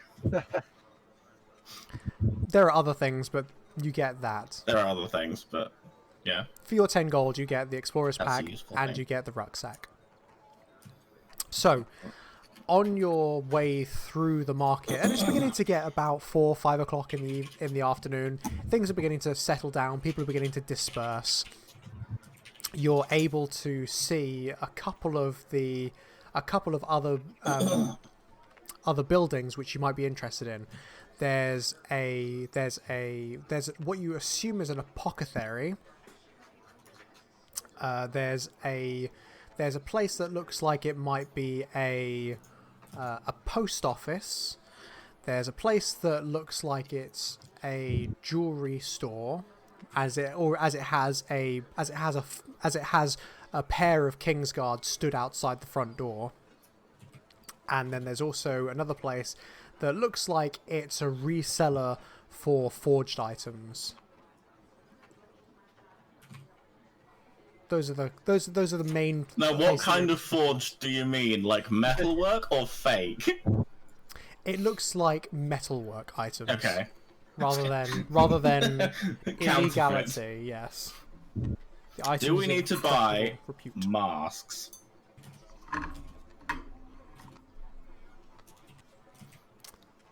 I think we do. Yes, He's not you going do. to tell us. That's He's not going to tell us. I mean, where else are we going to get them, right? Cecil, you are aware that it is a masquerade, and as such, you know that there's a requirement to have a mask.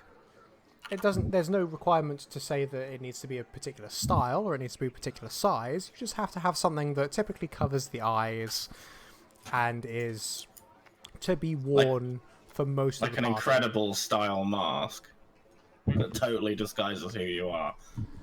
Sure. Are these worn masks or are they held masks? They can be either, depending on stature in society. How am I supposed to double fist expensive canapes? Wait, is that into your pockets or into your mouth? I mean, one hand is One for each. one for keeping. One for me, one for you. One for me, one for you. One for current Gustav, one for future Gustav. I've got this image of like Gustav stumbling and falling against the wall and like canapes like oozing out the top of a pocket. I mean, I've got to keep a steady supply of Gross. the snake that is somewhere about. Oh yeah. Where is Poppins? Somewhere. I'm not sure I'd be Poppins is- okay with a little snake creeping around inside my clothes. Poppins is still in his pocket. Wouldn't that be fine? Like you'd have mice and birds and. Poppins has currently been sustaining himself by eating the cockroaches and rodents that had found their way into Gustav's clothes. Poppin is also now very clean. Sort of using Poppins like a... I made a note to turn out my pockets before everything was clean, so Poppins could have just stayed with all of our other stuff in the shelves and on the racks that, weren't being cleaned. Yeah, no, Poppin wanted a bath. Poppin Especially decided what he wanted. snake with a hot bath would be in there like a shot. Yeah, can you imagine the Poppin getting starched? Just sort of comes out. That's like a solid rod of a snake. Yeah, like bang him against the table or something. I did Gustav. I didn't know you had a magic wand. Yes, it matches the stuff I left back in the wagon. I forgot about the bone snake staff. Oh, I can't wait to use that. There's Anyway, a magic bones in it, but it doesn't do quite what you Well, want. we've got things we need to buy, so, like... yes, where can we get masks from? Yes, that is a thing. Is this like a really common thing for people to have masquerades, like of all types in society? Like, or is this going to be something that leaves us poor and into gutter with items that we'll never need again, except possibly for midnight vigilantery? For your time, for the how close it is to the Heat Spring Gala, it's not uncommon for other individuals such as the different guilds. Thanks, filter. It's not uncommon for the other guilds to also have their own galas and their own masquerade balls at the same time. So you are like, it's not hard to find a masquerade mask shop. Pretty much, But they're it's just on like corner shops. Stalls in the market that we're walking past. to Yes. Do it. So I'm guessing they'd be of a simpler design, or they'd be sort of like full face masks for, I don't know, other functions like festivals and whatnot. Yeah, there are different varying Fancy types, shit. and there's obviously some that are more. There are some that are more chic than others. There are some where they're designed to be jesters, or there's some that are designed to be mythical creatures. There's wolves, yuan-ti, birds, robins, dogs, cats. Like Noses. there are some that are even designed to be like wild creatures, or even non-existent things, like some of the stone golems, or like fire elementals, stuff like that. No, this place is protected by stoned golems. I'm Not very good for them. not going to buy a mask. You're just not going to. I'm going to repeatedly cast Minor Illusion on my face to give the illusion of a different mask every minute as the spell wears off. People would just be horrified. It's a talking cantrip, to so... every minute. No, my face, I'm not going to warp my face. I mean, I could do that as well, actually. Well, if it's an illusion over your face, then your like every time it changes, your face will just like shimmer into a new one. So, well, I also have alter self, so I could just make my face look like, for an hour, make my face look like it's a masquerade mask, but it would actually be my face. It would be made of. Oh, Ooh, made of oh, flesh. that's getting Fleshy mask. into the body horror territory there. I mean, if you could pass my what is it, minor illusion or what is it, change stuff or something, why did you buy fancy clothes? Because you have to. It's minor illusion. It's a smallish object. So a masquerade mask is like something you can do, but like A full outfit. full outfit is difficult. No.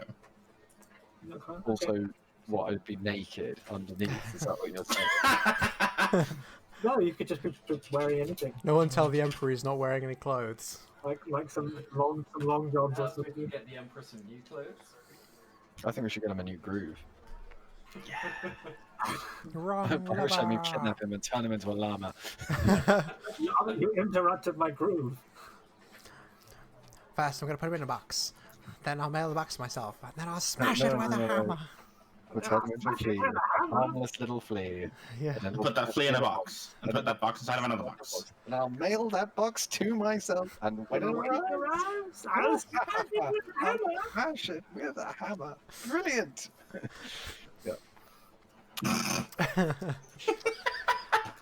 And so, what masquerade masks have you all picked?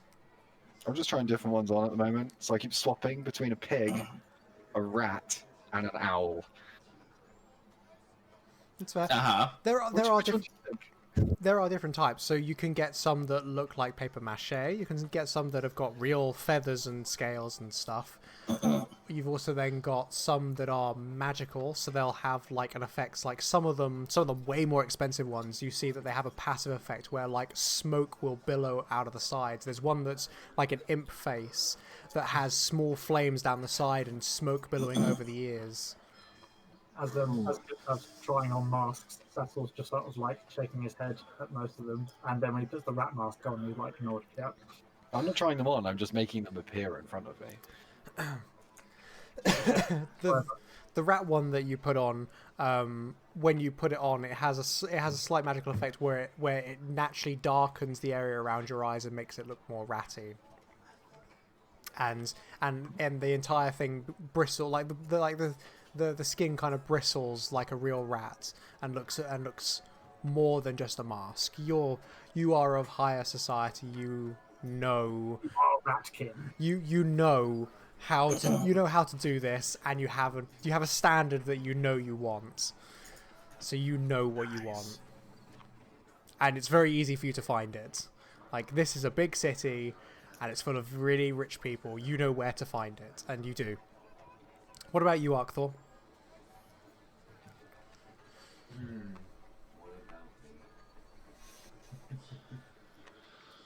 You just find a tiefling mask and put it on. It's like, Hang on, let me find the picture of the mask I wanted. I saved it earlier, but I'm just gonna Google it again because I remember what I googled. What did I put in? I'll send you. I did have a mousy one. A rat one. Yeah. Fuck yeah, come up on my search. Such a cool. There it is. There's the fucker. Do you just want me to put it in the general chat, Ed? Yeah, just stick in general. Jamie, the character picture you put in the chat, is he wearing socks and sandals? No. That's just the shoes that were on. Okay. That's a pretty nice mask. I love it. That looks good. Oh, I mean, it's pretty tieflingy already, but it's feathers. Exactly. It's pretty tieflingy, but it's feathers already. So I like the thought that the horns on the mask actually perfectly fit your horns anyway. Mm-hmm. So it's just like paint. It's almost painting over, but not painting over where they are. It's nice. And Tim, finally, oh, I actually have this one prepared. you do. It's hang on, sending you a picture. The mask that this lady is wearing. Ooh. It's like your standard half face cover mask, but with It's a bit more extravagance to it. That's cool. Luke and peacocking name a more iconic. I do love the peacock feathers. That's really Hey, cool. I mean, Tim spends his whole time with no shirt on. If that's not peacocking, I'm not sure what it is. Jamie, what's the thing that you use to create the characters? Like Hero Forge. Hero Forge. That's it. And It so is a fucking time sink. it is a massive time sink. Hours. And so you guys have now got all of your masks and all your clothes set up. You've only got one last thing that you know you want to grab, and you know you want to Aye. grab some gifts or some items that you want to throw out of the side of the the wagon as you go past. It's roughly 6 o'clock now. Things are definitely shutting. So this is your last chance to buy things today before the city starts to wind down. Are we near Okay. the bakery that we did the one shot in? You are not near to the that's like bakery. Ah, that's sad. That Part of town. that bakery is located in the upper district. That's where like really rich people send their butlers to get fresh bread from in the morning, Yeah. so that they can have like the perfect croque monsieur or whatever. Yeah. Oh, what was the name of that bakery? Something dumb that was a pun almost. Yes, yes, it was. Oh, I've got to find the name of that bakery now. So did we? Did anyone have any other ideas about what we could get? Seriously, just sweets and confectionery. I mean, it's a nice thing that isn't that expensive, and we're not nearly as well off as most of the other people going to this thing. So Yes, or we could give out apple slices on plates. I'm not sure I have the money to buy like 4,000 plates. No, you just take the plates back. You just help the onlookers with apples. That's a very Gustav suggestion. I've never been a bystander to a parade where gifts were thrown, and it sounds like it's probably not that amazing to be on the receiving end of. I mean, there are different ways of throwing things, right? You're not like fucking overhanding them straight at people's faces. Yes, you will not be pelting the general. It is like an underarm like lob rather than a full power pelt. You're not trying to nail some lady in the face with an apple. Speak for yourself. I mean, I have done that before. But I'm sure you have. You have a very interesting background. I mean, Just like I can just imagine like Gustav doing a full pitcher's throw with an apple sort of leg directly up in the air. Or like a 90-mile-an-hour bowl style. she graffiti.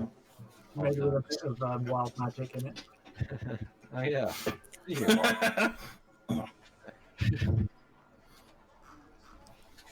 Actually, I don't know when Cecil knows that the wild magic is a sorcerer. Does Cecil know what any of us are? I don't think he does. I think he regards you warily. I mean, obviously we are like, he knows we're like tiefling, half elf, half orc, whatever. But he doesn't know what we can do. What you look like, he knows he can see what you're carrying, so he knows you guys are not. I mean, I guess Tim looks like a druid. You have a staff, Yeah, but not wearing any clothes. you're a half orc, and you're not the first half orc that Cecil's ever seen, and you're not the first, like, nowhere near the first full orc that Cecil's interactions with. I don't think any of you make Cecil feel particularly uneasy. Oh no, I mean like he doesn't know our abilities class wise. Or how dangerous we are. He probably doesn't care. Sorry, he doesn't particularly. Based on equipment, he could probably guess Tim's druid, but like, what's Gustav? What a great question. Annoying and hungry. Short and irritating. Like he's probably, based on what he's wearing, he's probably pegged him as more a rogue-like character. He's a thief. Spelled with an F. But something not fully trustworthy. Well, that's accurate. I remember. But nothing particularly dangerous, Yeah, like to himself. Oh. I remember. But that's what he doesn't know. Like, if you were to pull out magic, he'd probably be very surprised at himself. I remember the name of the bakery. Oh, go on. Are you not proud of it? 'Cause that's what they think. It's actually one out of two bakeries, and I can't remember which one I picked. It was either Loaf So Good or Rise to the Occasion. It was Loaf So Good. Was it? Pretty sure it was. Loaf's, yeah. So it was either Loaf So Good or it was Rise to the Occasion. I think it might have actually been right. Which It might- which I think which it is was actually Rise, you which was know. actually Yes, it spelled was. as in rye, as in That's even Right. worse. so it's a double pun. It's It's almost like a triple pun. so there you go. It was one of those two. But yeah. So that's what's just popped into Tettle's head. Conveniently. That We doesn't- can't afford to buy stuff from places in fancy parts of town. I mean, as of right now, I don't think you guys are allowed in there. No, we probably wouldn't be. As riffraff. You We're dressing probably, better now. well, yeah. I think they'd see Gustav Definitely coming a be able to mile get off you and be in. We like, don't smell of shit anymore. he's here to scam people, so he's not. I'm dressed so that That is an untrustworthy man. at a royal gala, everyone would assume that I was either working there or trying to sell them something. Oh, wait, you have bought a waistcoat, haven't you? Yeah, Good. it's red. That man is either a salesman or a pickpocket. Or a waiter. Or both. Just means I can just walk. Don't try sharing any tables.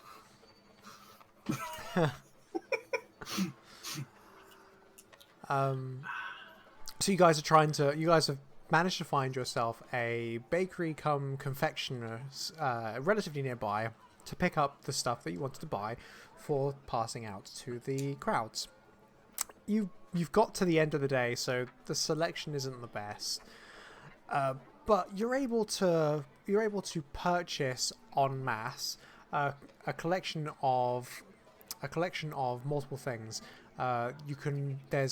There's some very expensive brownies because cocoa and cacao is incredibly expensive. Like the way to the chocolate is extremely expensive, and it's dark, rich cocoa powdered sugar, or like cocoa powdered brownies. So it's you can see it and you can taste it with your eyes, and you know how delicious it is. That's a bit rich for our blood. But one piece that's easily 1 centimeter square is 2 gold. For one centimeter square is 2 gold, and the confectioners you walked into has 10 of those, and that's his entire day's stock. And even from that, like 1 or 2 only get sold a day. I'm guessing peasant sweets and confectionaries are more sugared or honeyed goods. Yeah, so there's quite a large amount of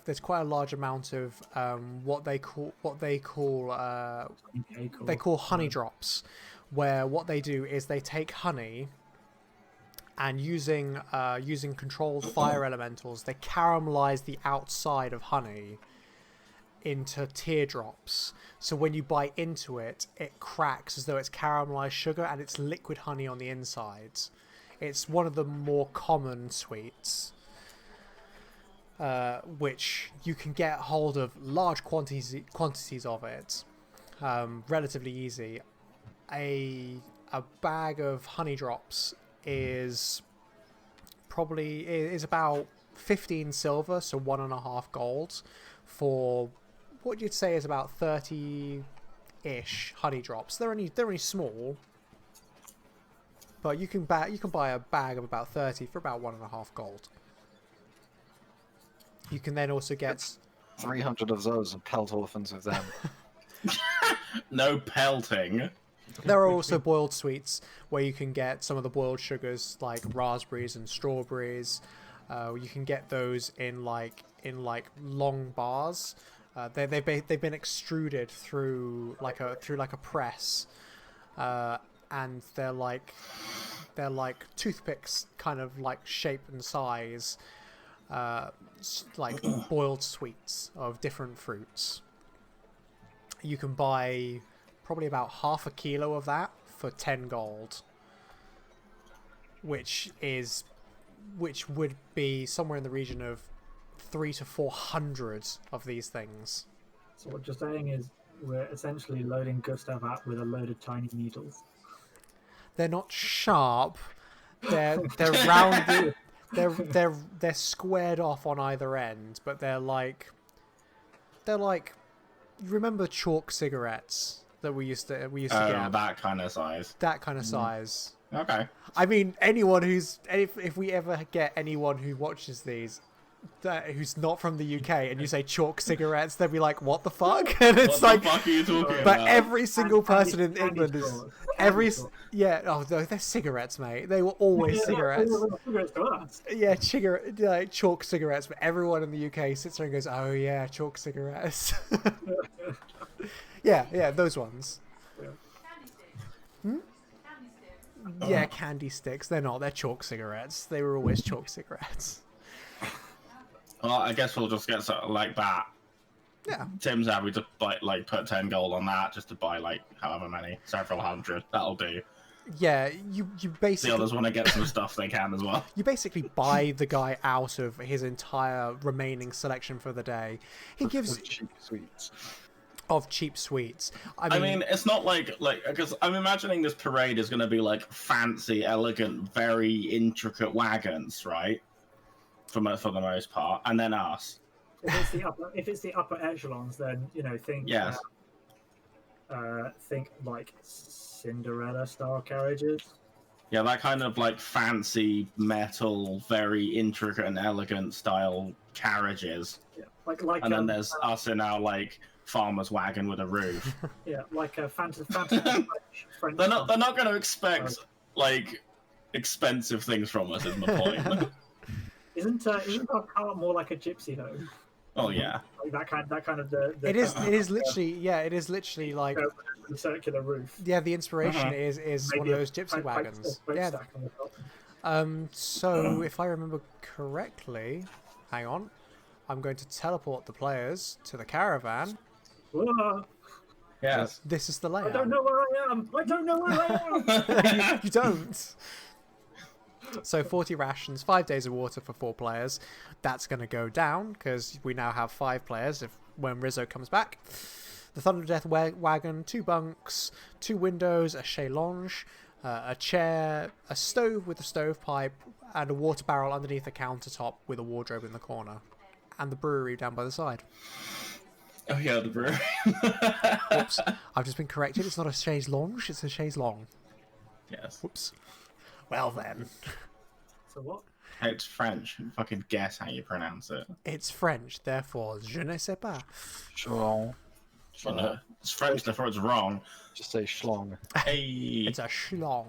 It's a Put chaise that longue. big old schlong in the corner for someone to sleep on. That's so cool. Isn't it yellow and green as well? It is green sides with yellow lettering that says Thunderdeath wagon on the side with a lightning bolt underneath it. Yes. Yes, it is. With a black tar roof. Something like that. I really feel like I don't have enough lightning-based magic to really pull my weight in this team. Oh, hello. Some of us have lightning-based magic now. Not just thunder-based. Are you all ready for Call Lightning? Mm-hmm. And Luke, couldn't you make it? Couldn't you make the whole wagon a stage by using moonbeam to light the? and then hurting everyone underneath it. Yes. Mm-hmm. And I'd so unequipped Moonbeam for vague description reasons. Yeah, and so you guys wipe out basically this poor guy's stock of cheap sweets, and Very much me. Hey, I can't imagine he's upset. no, about he's not unhappy. But you can see that his confectionaries and confectioners throughout the city are definitely running low on supplies. The number of people seems more than normal. Even the regular streets seem thronging with people. It's an increase in what even this city is capable of. Thronging is a really good word. Thanks. What is Going to the city street if it doesn't throng once in a while. I have absolutely no clue what to do around this many people.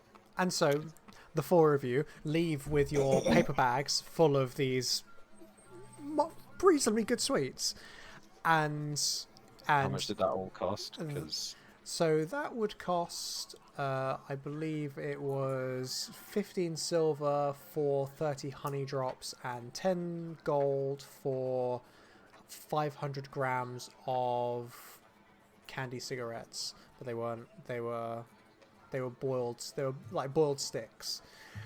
So for what I'd say you'd want, I'd say that you'd probably want about 40 gold worth of boiled sticks, and probably about another 7.5 gold, 75 silver of the honey drops.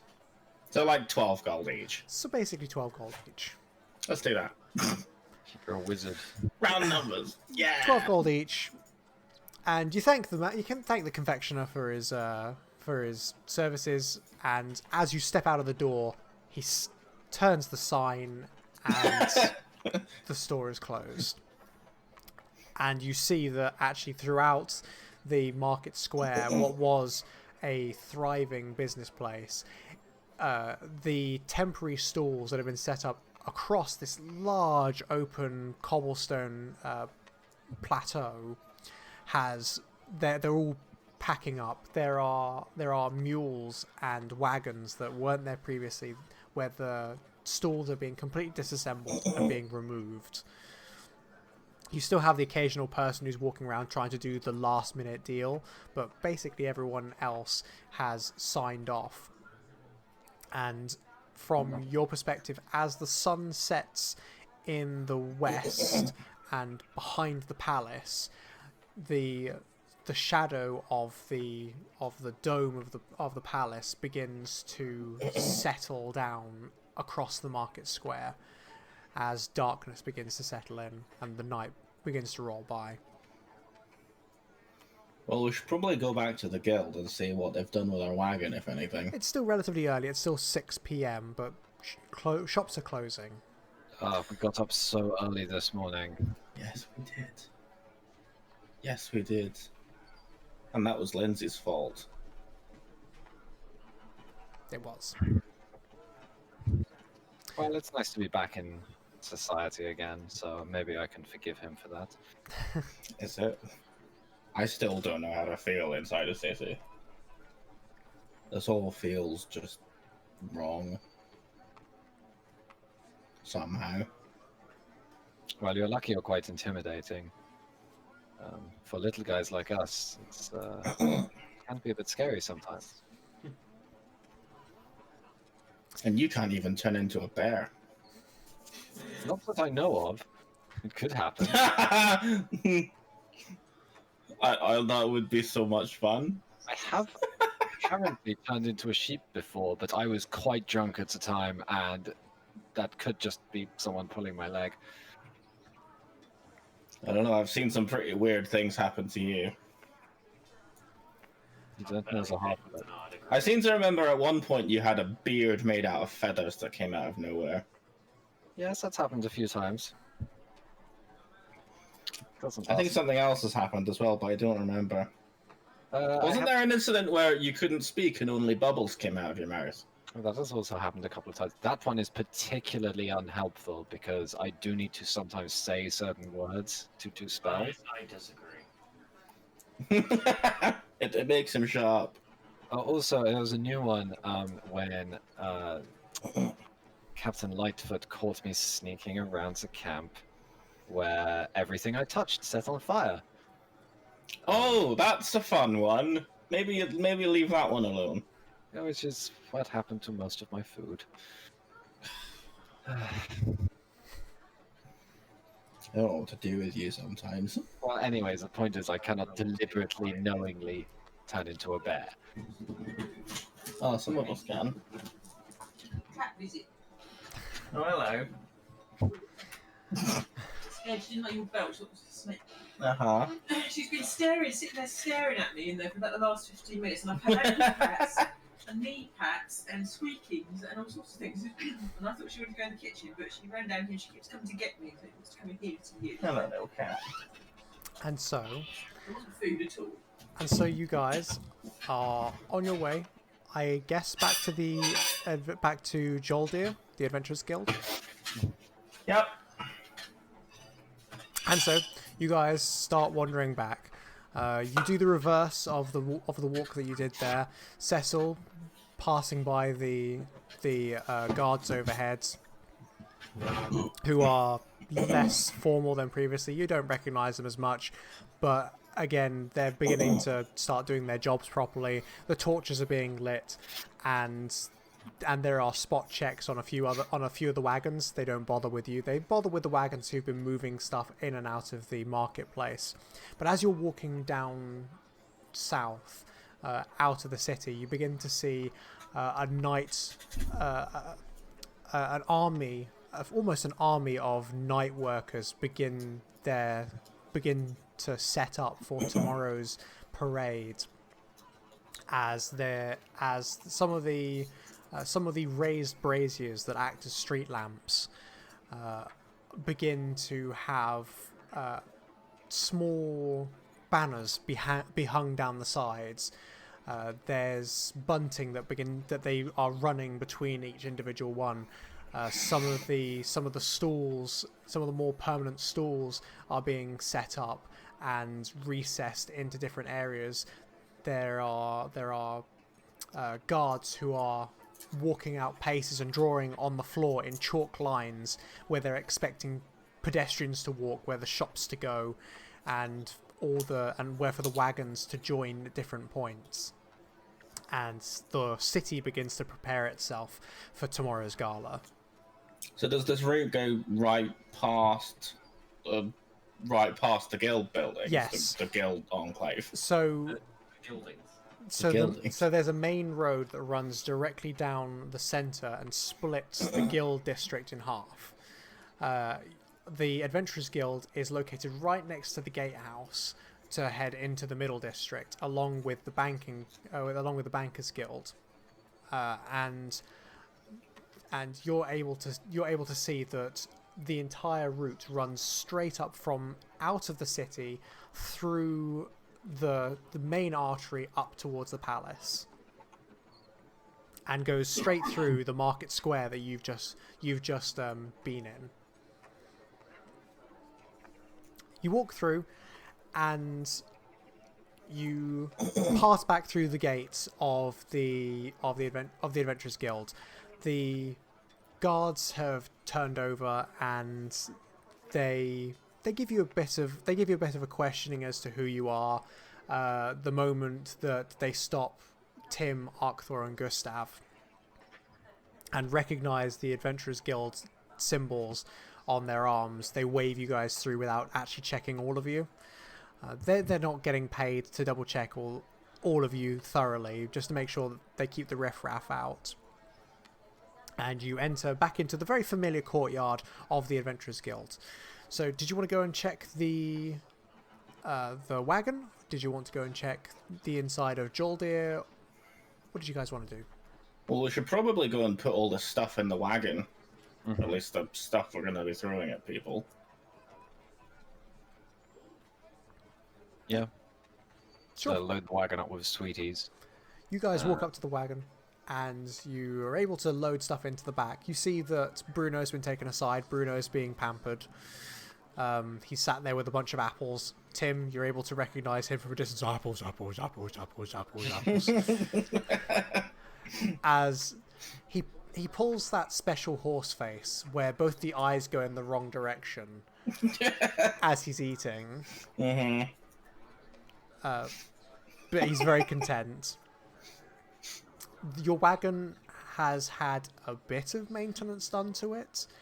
It's been an arm's length level of maintenance where they're not entirely certain what they should be doing with a wagon of this state. So so it's been looked after but not looked after. Gonna swap.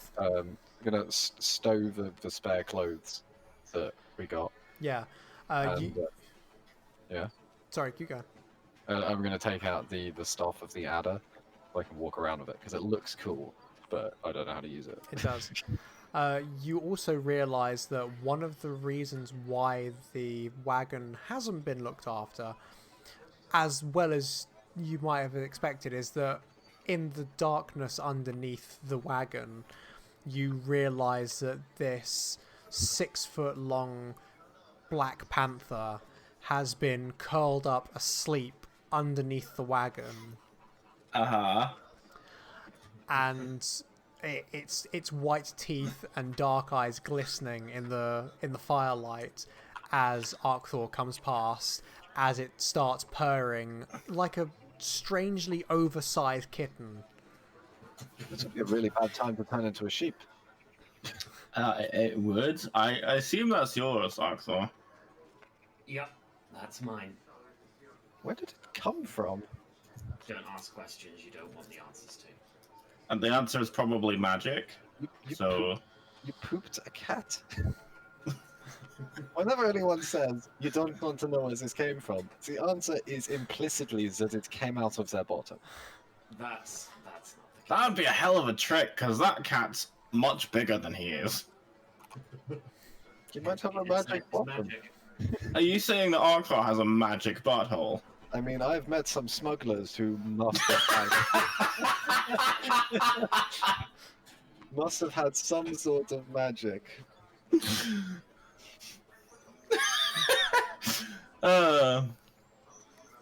One of the guards sees you guys stood by the wagon and walks over and rather pointedly goes, is that yours? Apparently it is. Yes. Still talking about the wagon. Well, you might want to be looking after that because there's quite a few people got really confused seeing a giant cat walking through the center of the city. Why is that not a regular thing around here? But most of them walk on 2 legs. It's got a point. Suppose that's fair. You'll have to stash it away in whatever magic butthole you store it in.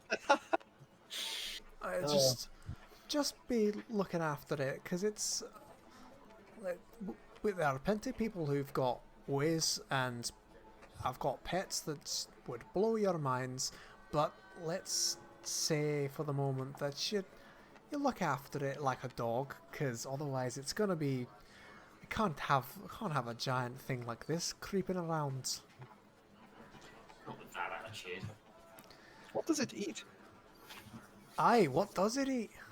I wouldn't ask that question. You don't want to know. Other the answer. magical creature. Is the answer people who ask too many questions? You've got it exactly right. It eats bottoms. I'm joking, by the way. Well, if that thing kills anyone, you're going to be caught red-handed for it because there's not a lot of these giant cats kicking about in this city. So you better be on your best behaviour. I'll keep that in mind. I will. And Right to then. keep on its good side, you should also be on your best behavior.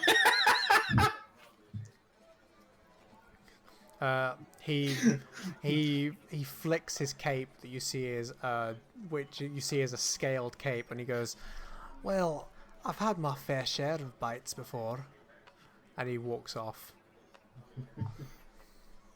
Does he do it while winking? No, he doesn't wink. He has been bitten on the ass. Why is everyone using euphemism? Why do you always assume it's bottom related? Everyone has one, so it's the only thing that makes sense. Okay. Yeah, okay, I see where you're coming from. My logic is flawless. Also, what is the kitty cat's name? Dogbert.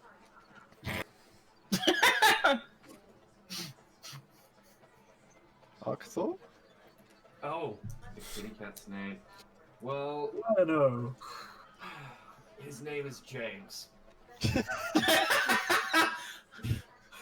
There's That's a no, weird coincidence. there's no way that is true. Now, is that going to be confusing or? Gustav, like, very distrustingly looks at the cat and goes, James? And sees if it perks up. Well, Does it Hogthor. start pulling out? Does it? Does it start pulling out a small banjo from the side of the scene? Oh no. It does perk up and look towards Gustav. Oh, for fuck's sake, the cat's called James? That's so unfair.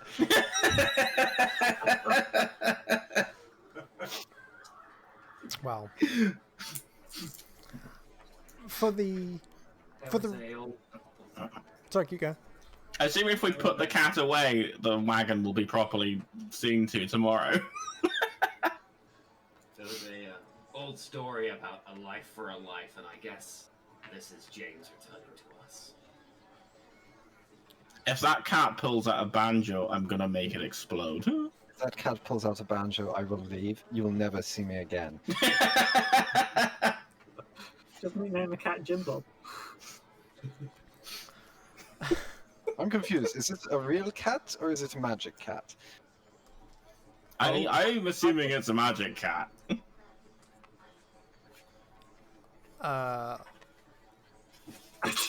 Just Nodding. run away, boys. Marlon. I mean, are you asking that in character or out of character? In character. In character, right? Well, then Arcthor has to answer. Yeah, he does. Remember what I said about asking too many questions? Hey, well, look, man. Come If along, James. this is a dangerous, dangerous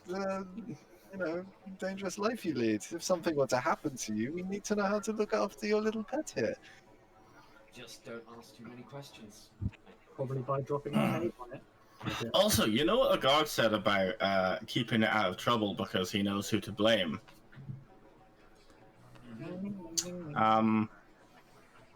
Yeah, I'm just saying. And Tim turns into a Black Panther and walks out the door.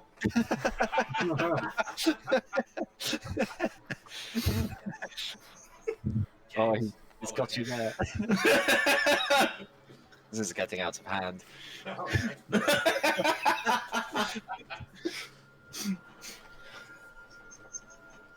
I forget. Do we have rooms at the guild? No, No. you guys.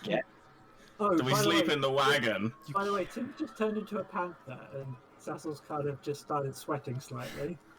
Right. He did it for comic effect. So he turned into a panther, walked out the door, and then turned back and walked back in again. Or did he? Yeah, So scrub that one off. slightly- Scrub that B shape off.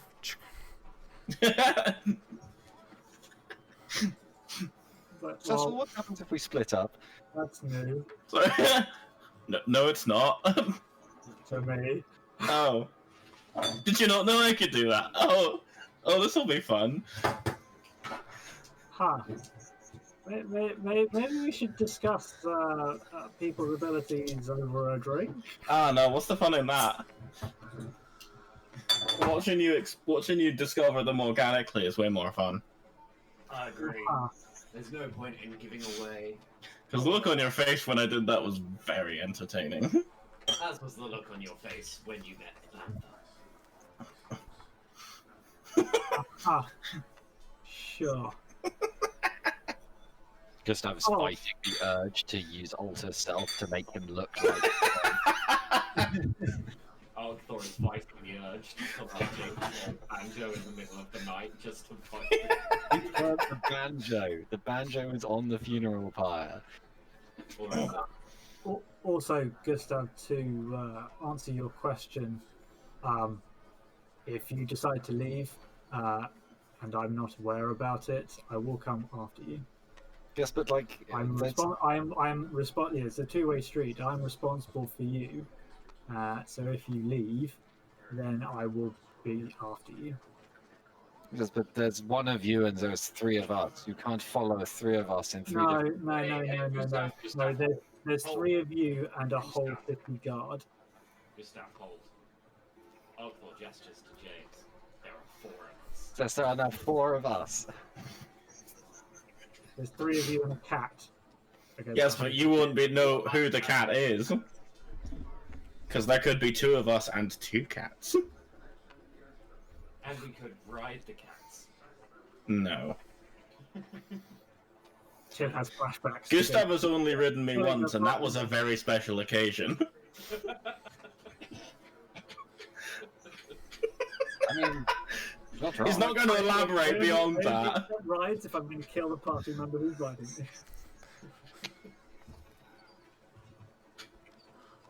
Right, so what's the deal? Do we have to sleep in the wagon, or do we get? Is there somewhere inside that we can? What a great question. I don't know. So you guys I believe can we bunk in the. you guys can either bunk inside the wagon, which is perfectly fine. It's definitely somewhere safe. You don't need to have a guard. There is a guard outside for it. And we don't have to pay for it. You don't have to pay for it. You can see that there are 1 or 2 other adventuring groups who much prefer to be outside. The orc troop who you saw earlier, who were incredibly boisterous. Most of them were unconscious on the lawn around the pond, with one of the orcs pulling petals off of a flower and throwing it into the water. So it's not uncommon for you guys to either spend the night in the wagon. You think there might be some rooms indoors. You haven't checked it out. But from the size of the building and the fact that it's an adventurers guild, you can assume There that probably are. they'll have a way of keeping people. So it's your choice. Do they have like a giant board somewhere? This is the capital city. Have we seen A like giant job board. Yeah, a giant job board. I know we've got stuff to do now because we've got to like be present somewhere.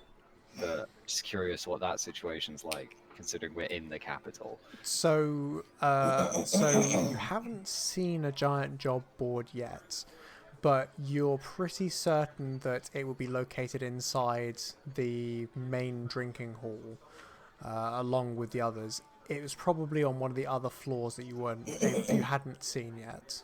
Because that was a big fucking building. Mm-hmm.